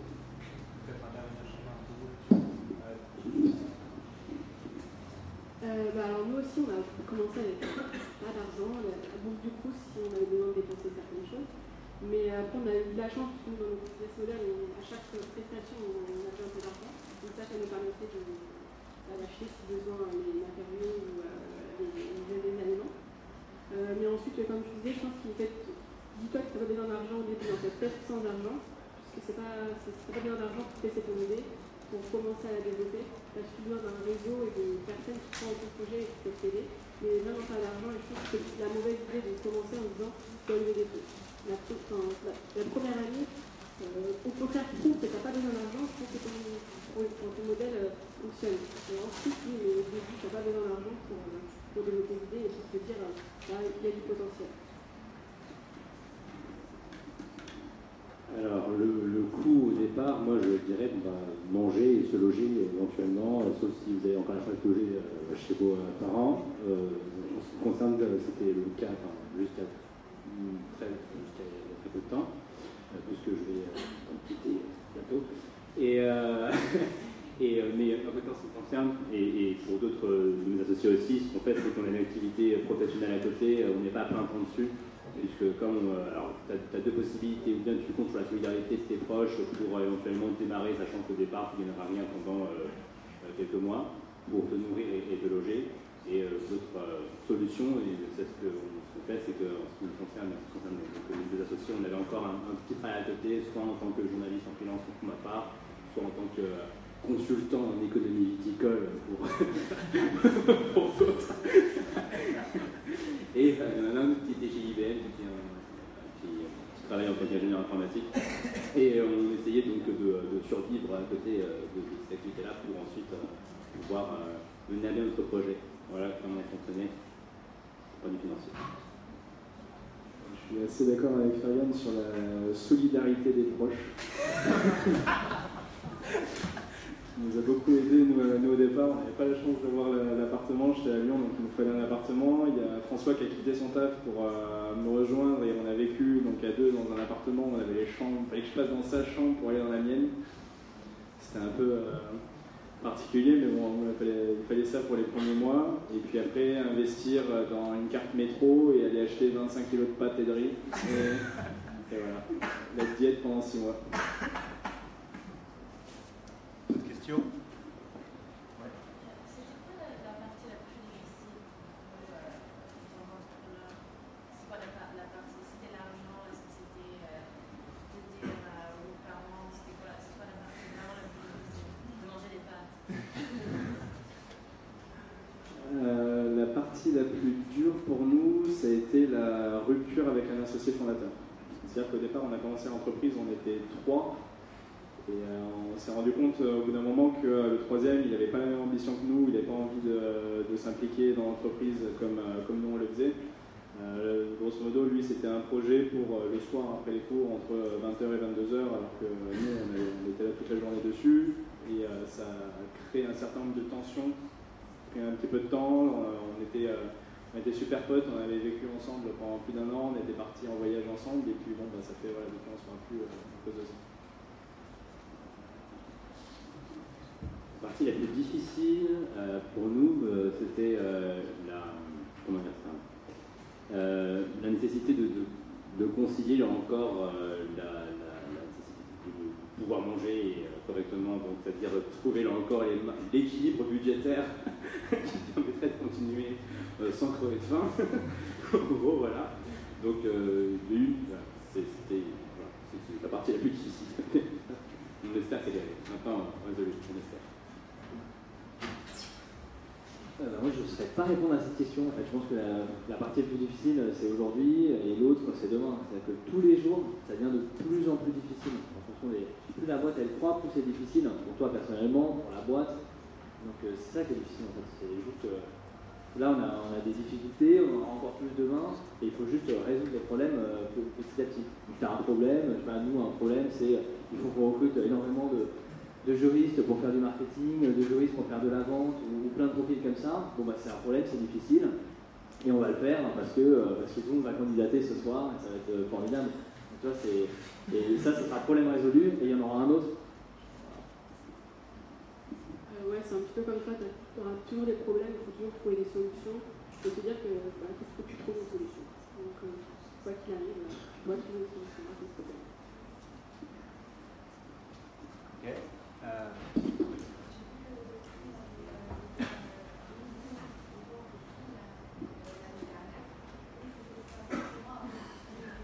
Est-ce que tu peux parler un peu plus fort?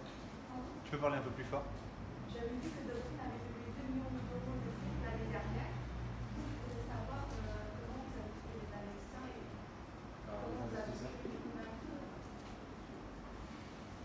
Alors, la question était, Doctrine a levé 2 millions d'euros en amorçage l'an dernier.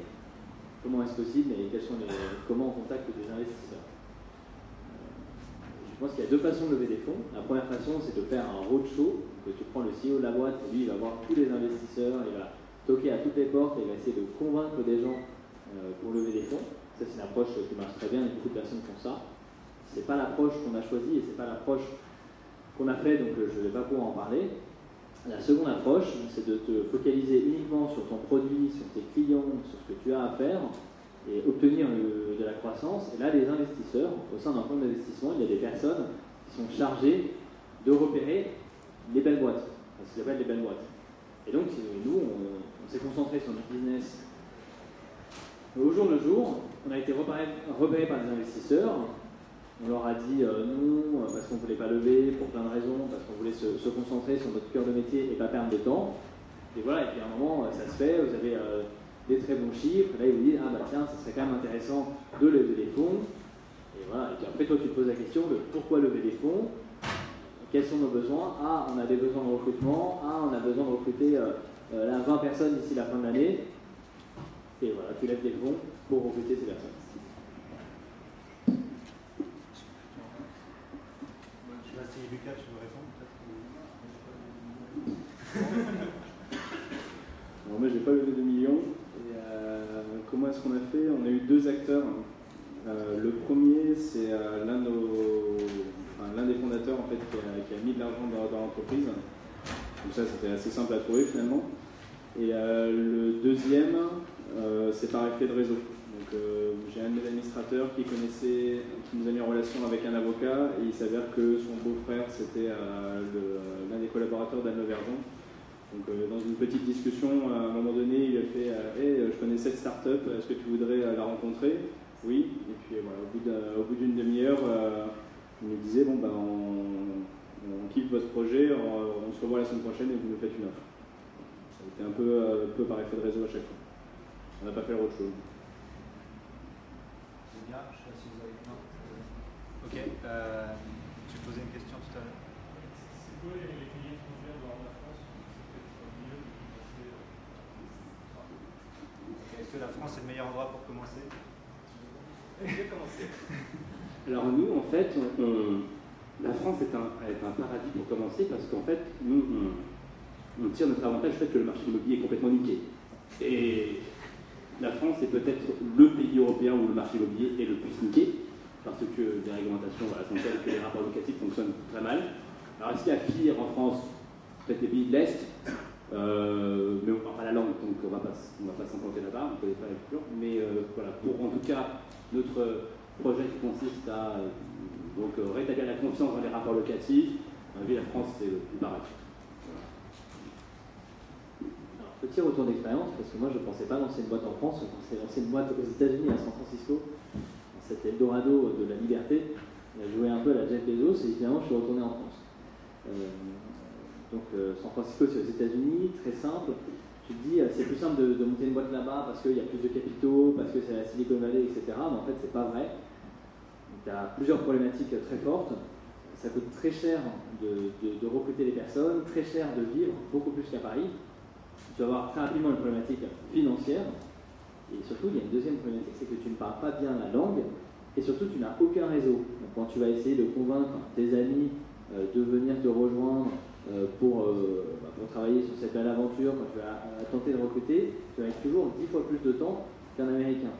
Alors que quand tu lances dans ton pays d'origine, la France, tu connais les règles, tu as plein d'amis, que tu peux les solliciter, et tout va beaucoup plus vite.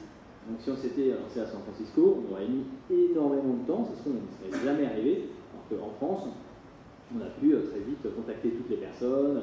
Ça aurait été très compliqué pour nous de contacter plein d'avocats à San Francisco. En France, c'est plus facile, recruter, c'est plus facile en France. Donc je pense que c'est très bien de lancer une boîte sur son pays d'origine, et après, à partir de là, avoir le headquarter en France à Paris, et se lancer dans d'autres pays. Je sais pas si vous voulez répondre d'autres sur la France. Moi, je voulais revenir sur la notion de l'étude des startups. Est-ce que vous pouvez préciser comment vous avez géré la création de votre startup pendant vos études? Je crois que vous êtes 3 à avoir fait ça. Et ensuite, est-ce que vous avez reçu des aides est-ce que vous avez été aidé par vos écoles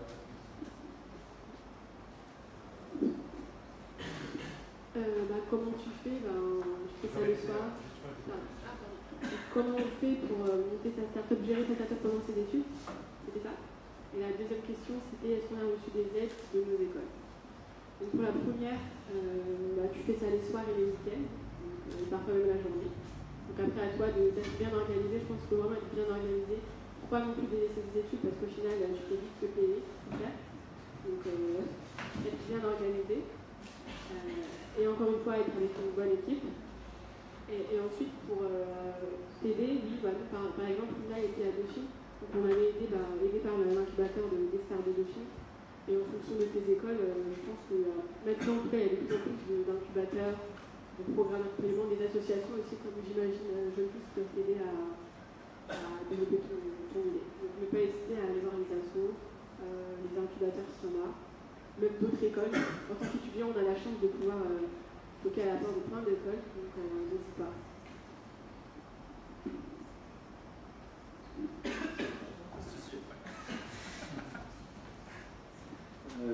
on fait pour monter sa boîte pendant les études? Alors moi, c'était simple, j'ai à peu près arrêté les études. J'y allais une fois par-ci, par-là, genre 2 fois par mois, histoire de faire coucou, je suis pas mort. Et pour les examens. Ensuite, est-ce qu'on a reçu des aides de l'école? Oui, on a participé à un programme d'incubation et un concours avec Centrale. Et ils nous ont mis ils nous avaient créé un espace qui s'appelait pré-incubation. Il y a l'espace d'incubation où on est accompagné, et il y a l'espace de pré-incubation où il y a une table avec une chaise. Et il y a un toit. Alors, comment on fait pour concilier sa start-up et ses études? Pour moi, en fait, j'ai arrêté à la 3e année, donc pour me consacrer à ces activités-là, donc j'en fais là avec 65 ans. Ok. Ouais.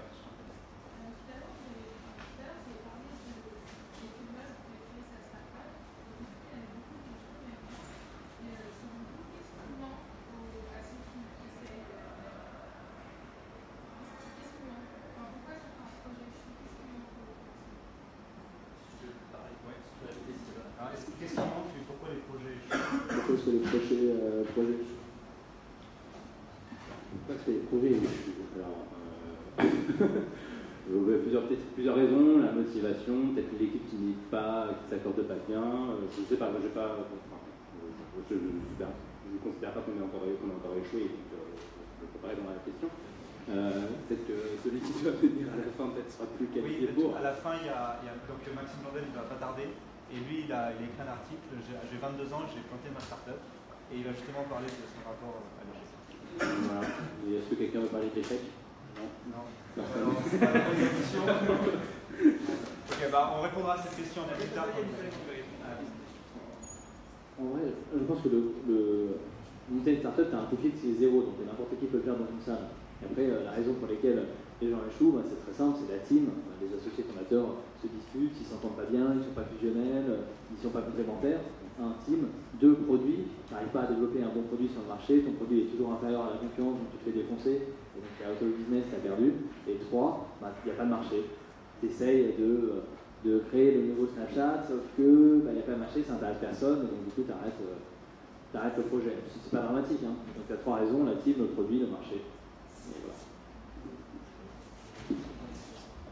Juste comment dire sur ça, je suis d'accord sur le premier point. Le deuxième point, pour ce qui est du produit, je changerai légèrement en disant c'est que quelqu'un peut ne pas être capable de pivoter. C'est-à-dire qu'aujourd'hui, lorsque vous allez voir un investisseur, votre produit, grosso modo, il s'en fout. Ce qu'il veut voir, c'est votre équipe et votre capacité à vous adapter au marché. Donc si vous avez des concurrents qui font déjà un certain produit, comment est-ce que vous allez pouvoir finalement bifurquer et aller vers une solution qui soit sera meilleure, soit répondra à un problème auquel vos concurrents ne répondent pas, soit répondre à une problématique plus générale. Donc je dirais plus cette capacité à pivoter plutôt que simplement développer un produit, puisque ça c'est après on met 3 développeurs sur une application et ils font une application. Ok, on reviendra sur les raisons d'échec un peu plus tard. Quelqu'un a une question? Ouais. J'avais une question sur la création justement de l'entreprise. Je voulais savoir à quel moment, ou plutôt à quelle transition vous avez créé l'entreprise et à quel moment vous avez dit bon mon idée elle est bonne, c'est bon je vais créer l'entreprise. Vous êtes plutôt d'une heure, vous avez créé l'entreprise et après vous avez dit bon je vais essayer l'idée pour justement voir si ça marche. Nous, on a créé l'entreprise parce qu'on voulait faire un contrat commercial avec quelqu'un. Donc il fallait nécessairement avoir une structure juridique pour le faire. Après, je ne pense pas qu'il y ait de bons ou de mauvais moments pour créer une entreprise. Ça va dépendre de ta stratégie. Par exemple, si on parle des concours de tout à l'heure, il y a des concours où il ne faut pas avoir de structure, d'autres il faut avoir une structure, mais elle doit être âgée de plus ou moins tant d'années. Donc ça dépend un peu de toi, ta stratégie. Mais en soi, tu n'as pas besoin de créer une entreprise pour avoir une équipe, tu n'as pas besoin de créer une entreprise pour avoir un produit et une solution qui répond à un problème. Donc ta startup, en soi, n'a pas besoin d'être une entreprise. La structure, nous, on ne l'a pas encore créée, on estime qu'on n'est pas encore à ce stade-là, c'est-à-dire qu'on est encore en phase de construire un intérêt. Une société, c'est surtout utile, comme l'a dit Nicolas tout à l'heure, pour quand tu dois interagir avec des gens, c'est-à-dire que tu dois lever des fonds, quand tu es quand tu signes des gros contrats avec des entreprises. Quand tu es en phase de développement, tu développes une plateforme, tu es concentré sur ce que tu fais, et la structure juridique de l'entreprise, c'est une question qui n'est pas pertinente, en tout cas à ce stade-là. Oui, je pense qu'il faut, ça sert vraiment à rien d'avoir une société, ça va te freiner parce que déjà ça coûte de l'argent les 3 000 €, nous, c'était notamment créer la société, toutes les formalités, ça coûte un peu d'argent. Après, tu vas avoir des contraintes légales, c'est un peu chiant. Donc, il ne faut pas créer de société, ça ne sert à rien. Par contre, il faut que tu sois très clair avec tes associés sur on va s'associer dans le futur, la répartition des parts. Donc, ça, c'est une chose, mais ça n'est pas le plus important. Le plus important, c'est où est-ce qu'ils veulent aller, jusqu'où ils sont prêts à aller pour la boîte, est-ce qu'ils sont prêts à tout quitter, est-ce qu'ils sont prêts à... Donc, ça, c'est hyper important d'avoir cette discussion. La société, c'est juste la formalisation légale de la discussion que tu vas avoir avec eux sur ça, c'est-à-dire quel est notre niveau commun d'ambition. Et après, je rejoins totalement Fergan. Nous, pourquoi on a créé une société? Parce que tu avais des mecs qui voulaient nous attaquer en justice, et donc du coup, il fallait une personne morale qui fasse écran et que ce ne soit pas moi directement. Et après, on voulait aussi passer, pareil, un gros deal, donc on avait besoin de signer avec une société. C'est vraiment quand ça a été urgent qu'on a créé une société. Nous, à partir du moment où on propose un service à l'entreprise, il y a forcément un contrat, donc on a dû créer une structure qui est en train de changer là, mais on a créé pas les 4 premiers mois, mais à partir du 5e mois. On va pas prendre des questions, on va donc accueillir Maxime Boudel, que j'avais repéré parce qu'il avait justement écrit cet article à 22 ans, j'ai planté ma boîte, je crois que c'est ça le titre en fait. Yes. Et qui avait pas mal tourné, et je voulais qu'il y ait quelqu'un justement, pas forcément que des gens qui réussissent, en tout cas du premier coup. Et je sais que tu as d'autres projets aujourd'hui, donc tout va bien pour toi. Et donc si tu peux nous présenter un peu ton expérience, ton parcours et ce qui s'est passé du coup. Yes, exactement. Alors, bonsoir d'abord, je suis arrivé ici. Je m'appelle Maxime Blondet, j'ai 22 ans. Et il y a un an de ça, j'ai décidé d'arrêter mes études, je crois que c'est le thème de l'événement, pour monter ma boîte un peu plus tôt que prévu. Donc voilà, j'étais à PAC plus 3 après une licence en alternance en marketing digital, c'était à l'UT Paris Descartes pour ceux qui connaissent. J'avais pas forcément envie de continuer sur un master, ni forcément l'argent. Et j'avais déjà monté pas mal de trucs, quelques assos. Et du coup, je me suis dit que ce serait prendre 2 ans pour entreprendre, ce serait que bénéfique. Donc avec 3 autres amis, on a arrêté nos études pour démarrer une start-up qu'on a plantée au bout de 11 mois, qui s'appelait The Young Economy, pour ceux qui connaissent peut-être. C'était une plateforme de recrutement pour les jeunes, pour les 18-25 ans. Et voilà, donc on a arrêté ça avant l'été. Et entre-temps, j'ai eu un peu de chance, j'aurais peut-être l'occasion d'en discuter, mais j'avais lancé un projet quand j'étais étudiant, une petite plateforme de mise en relation en lien avec le BDE. J'ai décidé de jeter un coup d'œil quand j'avais plus rien à faire, on avait décidé d'arrêter l'entreprise. Et en fait, je me suis repositionné sur ce projet, plus j'en ai lancé d'autres. Aujourd'hui, ça va bien, j'ai une entreprise qui fonctionne, de laquelle je peux vivre. Et en parallèle de ça aussi, j'ai compris qu'il fallait que je me forme par rapport à cet échec. On va peut-être plus en détail dessus. Tu peux en détailler peut-être maintenant sur qu'est-ce qui s'est passé dans la startup, pourquoi elle a échoué, et puis est-ce que c'est grave, est-ce que ça... Alors pourquoi elle a échoué? Déjà, je pense qu'on a fait beaucoup d'erreurs de débutants. On avait 22 ans. Je pense qu'on avait une vision un peu idéaliste de ce qu'était le monde du business dans sa réalité, les clients, les contrats, etc. Ensuite, il y a beaucoup de raisons. Je les ai détaillées en 9 points dans un article Medium que j'ai sorti. Mais on va dire que déjà on n'avait pas de dev dans l'équipe, donc compliqué quand tu fais un produit web, tu n'as pas de dev dans l'équipe, donc au mieux il faut savoir bien recruter des devs, soit en freelance, soit en salarié, et si tu n'as jamais été dev, tu ne peux pas bien les recruter. C'est pour ça qu'aujourd'hui j'ai redémarré en parallèle une formation de dev qui s'appelle Le Wagon, qui est une école en 2 mois pour au moins avoir des bases de développement web. Et d'autres raisons pour qu'on on s'est planté, on a pivoté plusieurs fois, on n'a pas forcément trouvé notre business model, donc on a testé la commission, le paiement unitaire, l'abonnement aussi. Aucun marché fonctionnait bien, et après aussi je pense que je ne retournerai pas sur ce marché qui est l'ARH, qui est très compliqué, et je pense qu'il faut beaucoup de talent pour réussir dans l'ARH, et personne n'en est pas. Voilà. Et comment tu as pris cet échec? Est-ce que tu as trouvé ça grave? Non, plutôt bien honnêtement.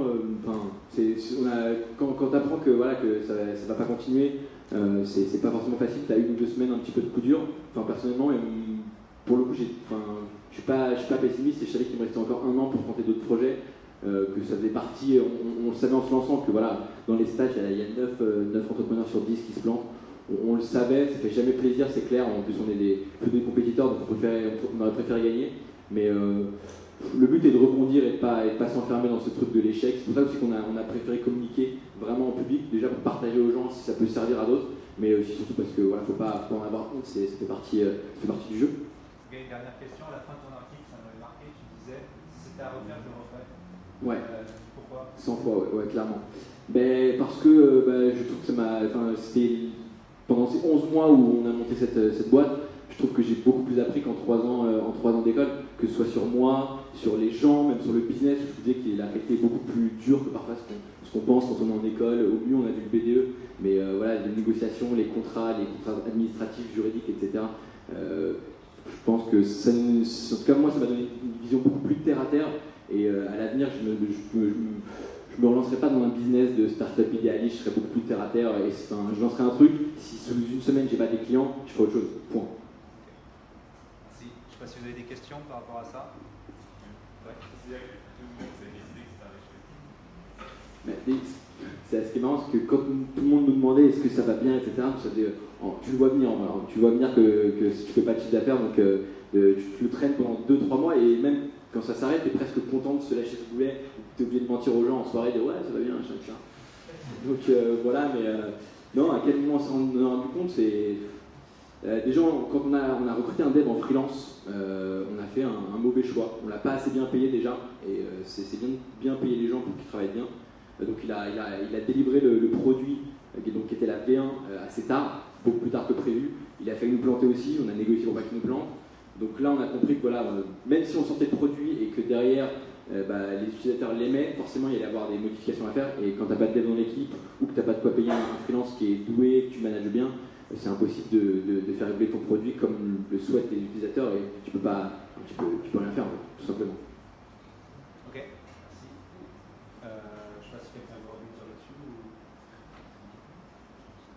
Est-ce que tu peux juste nous parler du monde des web, parce qu'il y a un moment donné, vous avez rêvé de pouvoir avoir un marché pour développer un site web qui fallait mieux s'y connaître ou alors recruter des gens en plus. Est-ce que il t'a parlé du fait que, je sais plus, pendant 2 ans, il te donne Oui, exact. Est-ce que je peux répéter la question? Oui, alors la question est est-ce que tu peux reparler de l'école en 2 mois pour apprendre à coder et apparemment, comme quoi il faut des compétences en développement web pour, en tout cas, si tu construis un produit web, est-ce qu'il faut forcément des compétences en développement web? Donc la réponse est oui, il faut soit s'associer avec quelqu'un qui est doué là-dedans, si on parle bien d'un produit web, si on fait une agence ou j'en sais rien, toute autre chose qu'une start-up web, c'est pas obligatoire. Et donc là, c'est pour ça que je suis en retard, c'est que j'ai démarré depuis 2 semaines, là, donc ça s'appelle Le Wagon, vous pouvez aller voir lewagon.com, c'est une formation intensive en 2 mois, donc c'est de 9h à 19h du lundi au vendredi, et ils vous apprennent à la sortie, normalement, à avoir des bases très solides dans le développement web, donc les langages principaux, HTML, CSS, Ruby on Rails, etc., les API, les serveurs, machin. Et normalement, en sortant, vous savez au moins pouvoir parler avec un dev pour potentiellement le recruter, bien manager une équipe de dev ou même coder votre propre première version de produit pour tester votre idée sur le marché. Mais je pense que c'est très important, ouais, et on ne le dit pas assez. Quelqu'un qui voulait réagir dessus? Non. C'est très clair. D'autres questions? Ouais.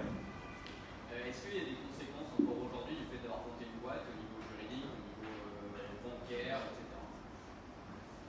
Non, parce qu'on n'avait pas levé de fonds, donc déjà on n'avait ni les bons chiffres pour lever des fonds, on n'avait pas essayé et on ne voulait pas parce qu'on sentait que c'était. On s'est vite rendu compte que c'était bancal sans avoir un CTO. Il n'y a pas de conséquences. Nous, on avait de la chance, on avait gagné un concours entrepreneurial, on avait gagné un peu d'argent pour pouvoir développer cette V1 qui sont partis quasiment intégralement dans le paiement du freelance et l'immatriculation de la SAS. Il n'y a pas de conséquences, non. On n'a pas perdu d'argent juridiquement, on ne s'est pas mis dans la galère. Avec mes amis qui étaient mes associés, on est toujours très copains et il n'y a pas eu d'embrouille. Après, ça peut moins bien se passer dans certains cas. Nous, on a sûrement eu de la chance, mais on ne se traîne pas un boulet, quoi.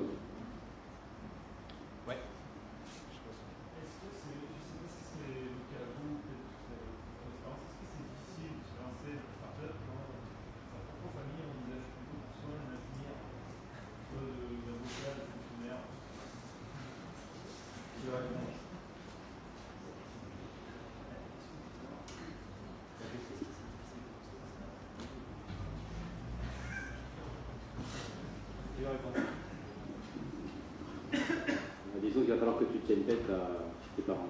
Ouais.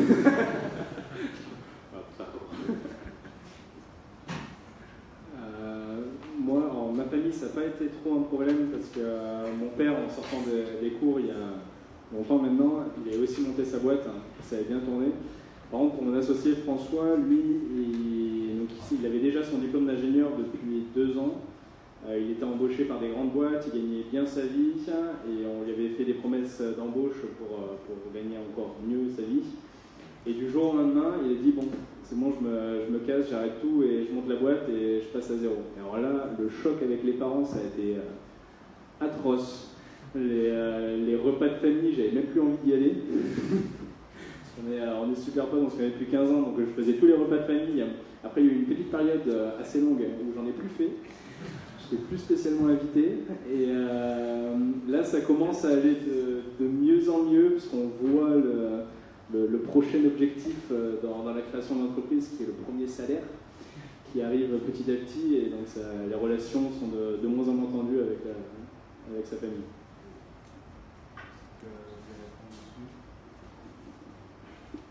Donc effectivement, je pense que tu as une pression sociale, la pression sociale de tes parents ou de tes amis. Si tu reprends ton exemple, c'est effectivement tous tes amis ou tous les autres étudiants sont des fonctionnaires, et toi tu dis ah bah non, j'ai lancé une start-up. Alors tout le monde se marre, mais moi par exemple c'était mon cas. À Normal Sud, tous mes potes étaient des fonctionnaires, forcément. Et donc si tu fais quelque chose qui est complètement à l'opposé de ce que ces gens-là font, bah, tu vas devenir, ils ne vont pas comprendre ton choix. Ça c'est le constat. Mais si toi après tu n'es pas capable de résister à cette pression sociale, qui peut être familiale, amicale ou autre, tu n'arriveras jamais de toute façon dans les autres étapes de ta boîte. Donc c'est pas un problème, il faut juste résister, tu verras des problèmes beaucoup plus graves quand la boîte va progresser.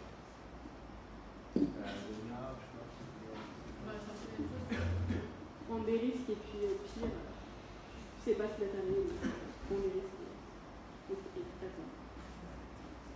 Ok, on prend encore quelques. Est-ce que l'un d'entre vous déjà envisagé d'entreprendre tout seul?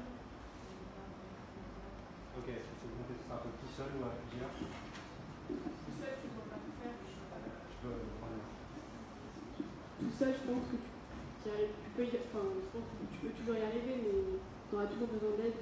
Peut-être que ce ne sera pas des associés forcément, mais tu auras toujours besoin d'une équipe. Après, c'est à toi de voir si tu veux être la seule, si tu veux juste avoir des gens pour t'aider, genre une petite associée, mais ce sera toi qui prendras la décision. Alors moi, je ne voudrais jamais de la vie monter une boîte seule. Alors déjà, parce que j'aime beaucoup Antoine et Raphaël, et je pense qu'on fait une super équipe, donc ça fait vraiment sens qu'on soit associés tous les trois. Mais si tu regardes statistiquement, il y a à San Francisco un incubateur qui s'appelle Y Combinator, qui a fait toutes les grandes boîtes de la Silicon Valley, et puis ils ont fait des statistiques sur quel est le taux de réussite en fonction du nombre de fondateurs. Et ce que tu vois, c'est que quand tu es solo founder et que tu es tout seul, tes chances de réussite, elles tendent vers 0, voire elles sont de 0.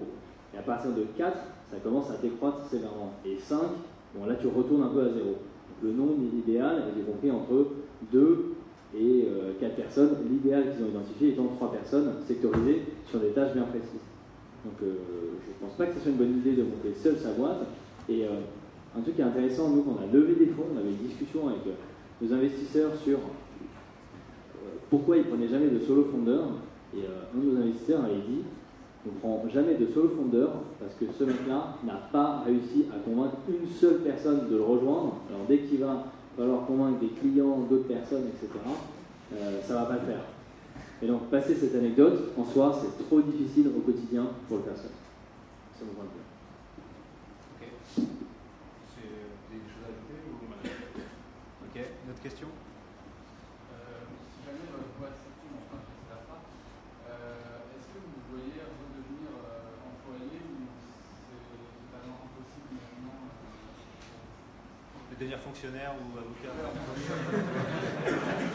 Est-ce qu'on peut retrouver une vie normale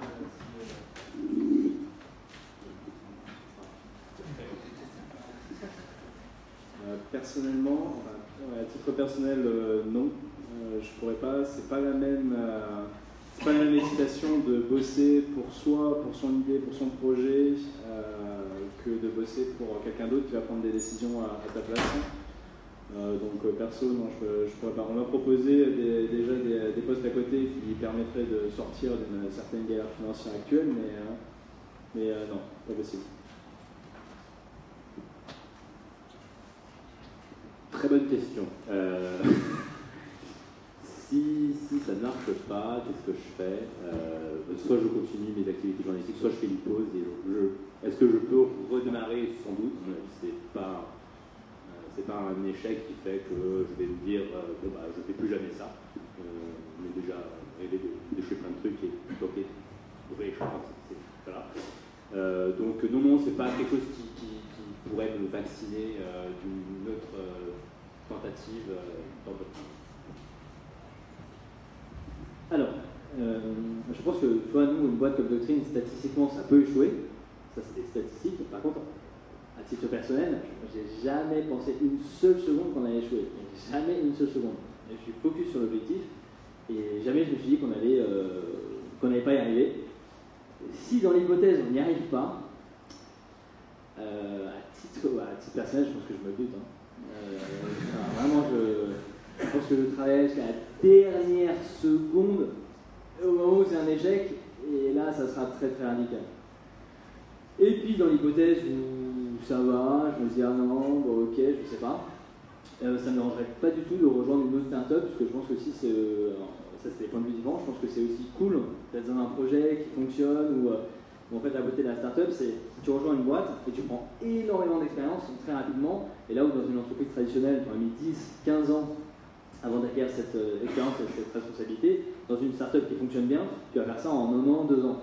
Donc je pense que ça ne me poserait pas de problème de travailler dans un autre projet qui fonctionne bien, mais j'y ai jamais pensé, je te dis, j'ai jamais pensé qu'on allait échouer.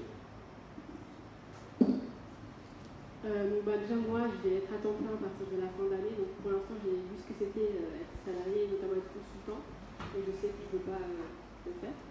Donc déjà c'est sûr que je ne reviendrai pas dans mon conseil après.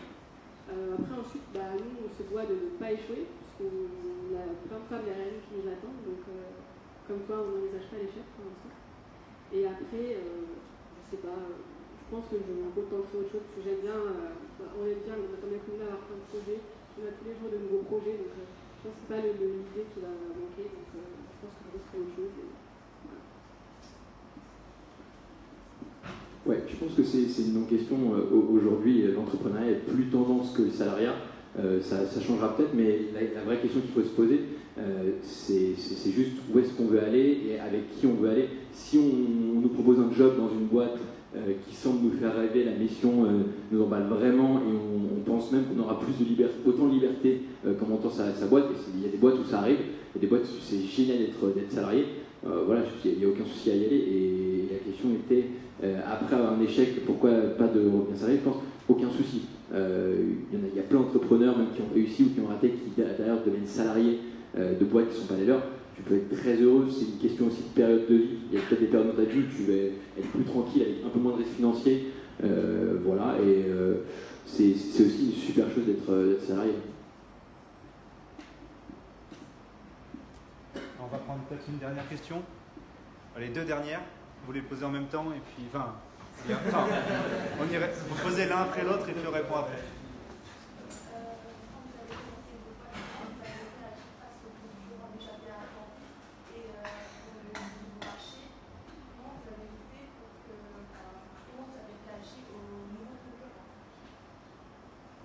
Ok. Et l'autre question, c'est par rapport à toutes les structures d'accompagnement qui existent et sur lesquelles je pense notamment à Nicolas par la station des causes. En dehors de l'argent, quels étaient les besoins immédiats? Et si maintenant, est-ce que si vous proposez autre chose, notamment via les petits publics, quel serait l'idéal en fait? Est-ce que ça serait l'accès à des espaces de coworking, plutôt du Fab Lab, des photos? Quels sont les besoins en dehors de l'argent? En dehors de l'argent, le réseau comme tout à l'heure. Ensuite, nous, on est à la recherche de toute entreprise, tout espace de coworking qui souhaite manger bien et manger la cuisine de l'Emama. Donc, c'est une petite proposition à la fin. N'hésitez pas à aller sur Facebook et à m'envoyer vos adresses mail, les adresses de RH. Ensuite, à part l'argent, le réseau, les lieux, principalement ça. Et pour les membres, justement, des structures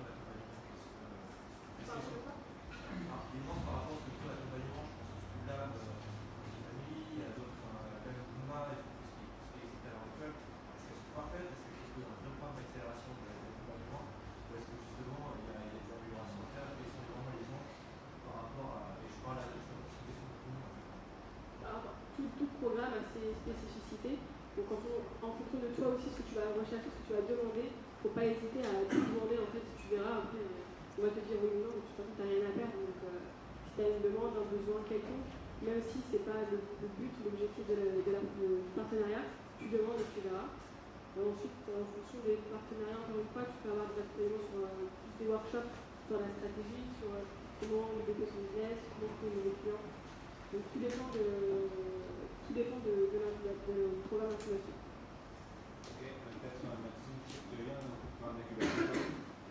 Alors nous, oui, on a été incubés par notre école du par les cartes.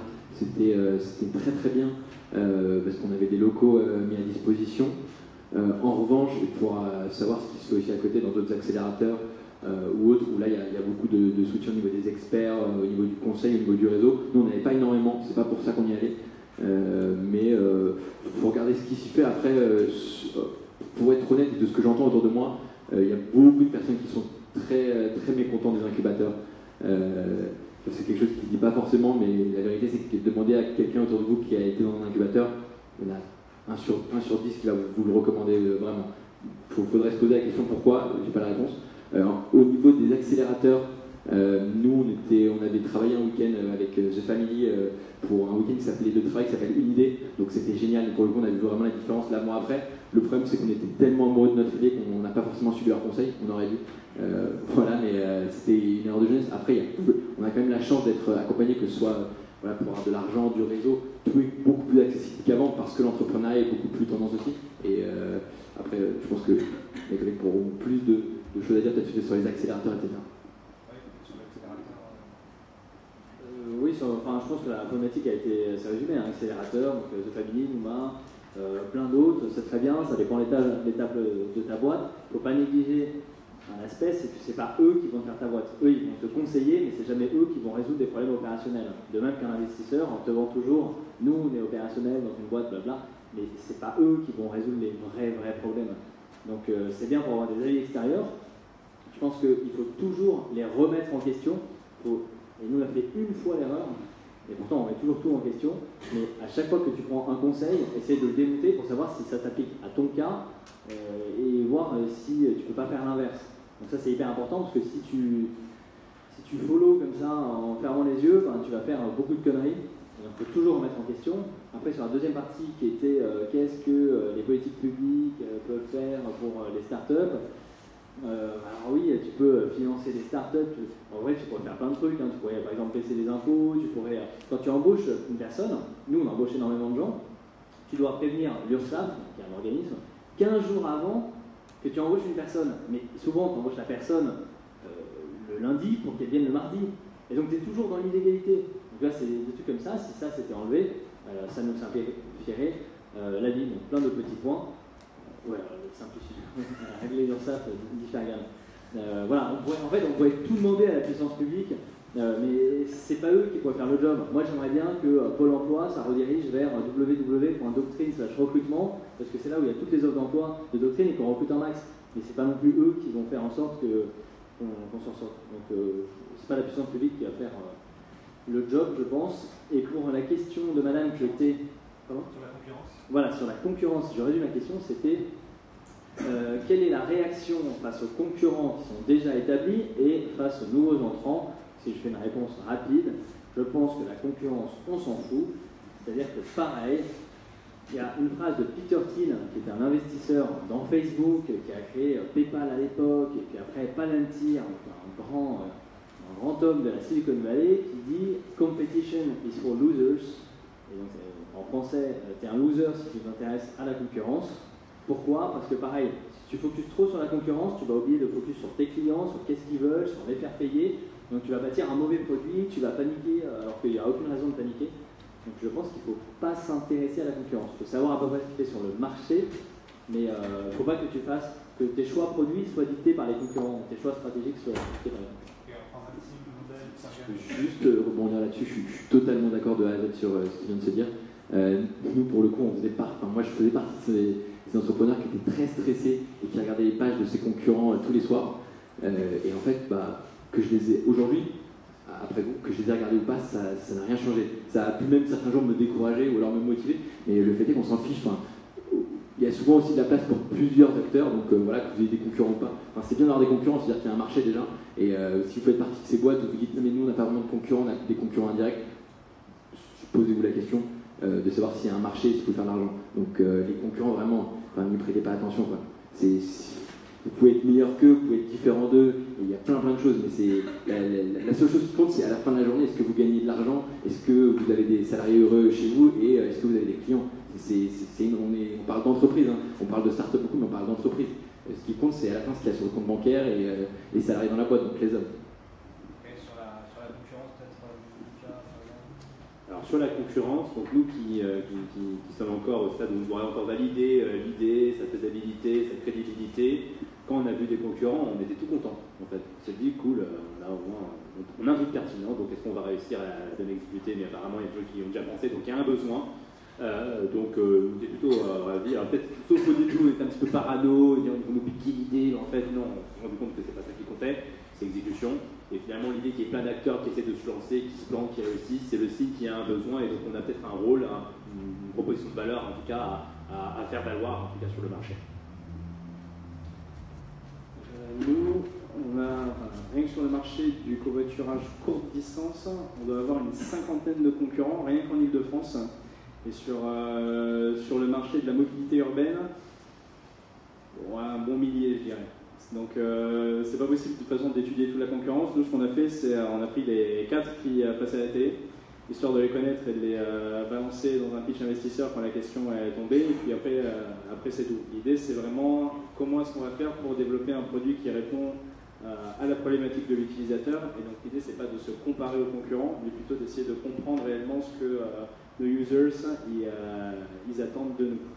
Et après, sur la partie structure, incubation et tout, nous, on a refusé de faire partie d'un incubateur parce moi, quand j'y étais, les offres qu'on avait eues, c'était soit il faut payer et j'avais pas de thunes, soit il fallait donner des parts dans la société, et l'accélérateur, il nous suivait pendant 3 mois et il se retrouvait avec 7% de la boîte. Je sais pas, je suis pas sûr, ça m'a pas l'air d'être un bon deal. Donc ces 7%, on a préféré les donner finalement à 3 administrateurs, qui sont 3 chefs d'entreprise qui ont tous les 3 réussi et qui sont assez complémentaires sur leurs compétences. Un qui était plus sur la partie le juridique légal, qui nous a permis d'avoir quand même un certain nombre de très gros réseaux sur la partie avocat, expert comptable, commissaire aux comptes et tout ça, et qui fait qu'aujourd'hui on paie très peu pour toutes ces prestations. Un qui était sur la partie technique et commercialisation, et l'autre qui était sur la partie internationalisation et investissement. Et en fait, tous les jours, j'ai la possibilité d'aller puiser 24 heures sur 24 sur leur expérience, leur savoir, les conseils qu'ils peuvent me filer. Ils agissent de temps en temps d'un point de vue opérationnel dans l'entreprise. J'en ai un par exemple qui est là en train de devenir mon directeur financier, donc il est passé grosso modo à mi-temps sur l'entreprise. Donc là je me sens un peu mal parce que moi je ne le paie pas, mais bon, ça vient un jour. Et l'idée c'est vraiment ces personnes-là, elles croient à fond dans le projet, elles ont toute l'expérience que pourraient avoir les experts qui ont dans des incubateurs ou autres, sauf qu'elles vont vraiment l'injecter dans l'entreprise au quotidien et nous aider à réussir tous les jours. Ok, on va arrêter là les questions. Je vous pose une dernière question, vous répondez tous en une phrase. Pour tous ceux qui sont intéressés par Crimebot, quel conseil vous donnez en une phrase? J'ai de la chance, c'est moi qui commence. Si vous deviez monter votre boîte, je vous conseille de passer 90% de votre temps à rencontrer des gens. Toujours rencontrer des gens, parce que le temps que vous passerez derrière votre ordinateur, votre idée n'évoluera pas, alors que lorsque vous irez challenger votre idée auprès d'autres personnes, d'autres entrepreneurs, d'autres chefs. Ok, lancez-vous le plus rapidement possible. N'ayez pas peur d'être dans l'illégalité.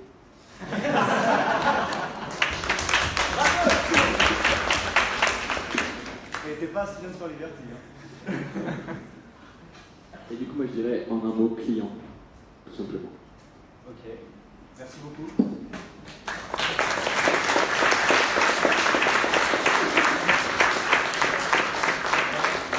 Je vais dire 2 mots avant de finir. D'abord, vous remercier chacun vraiment pour le temps que vous avez pris pour venir témoigner. Merci à vous d'être venus. C'était vraiment nombreux, donc c'est vraiment intéressant. Et puis il n'y a pas eu beaucoup de bavardage, donc je pense que vous avez pas mal écouté. C'est cool. Et je voulais remercier Students for Liberty, Think Libéral Assas, les jeunes pousses d'Assas et le Free Startup Project pour leur soutien. Je voulais remercier aussi à tous ceux qui ont participé à l'organisation de cette conférence. Donc notamment je cite Alexandre, Agathe, Christophe et Victor, et puis Lucas aussi et Fergal qui ont aussi travaillé dessus. Et la dernière chose deux dernières choses, Students for Liberty fera une prochaine conférence, donc on ne sera pas du tout sur l'entrepreneuriat, ce sera le 25 novembre, et ce sera sur les liens entre le libéralisme et le fédéralisme, donc un truc un peu plus politique. Et puis, ceux qui veulent continuer les discussions, on se retrouve au bar Madmaker, qui est à gauche quand vous sortez, enfin vous devez sûrement connaître si vous êtes du coin. Voilà, je vous remercie à tous.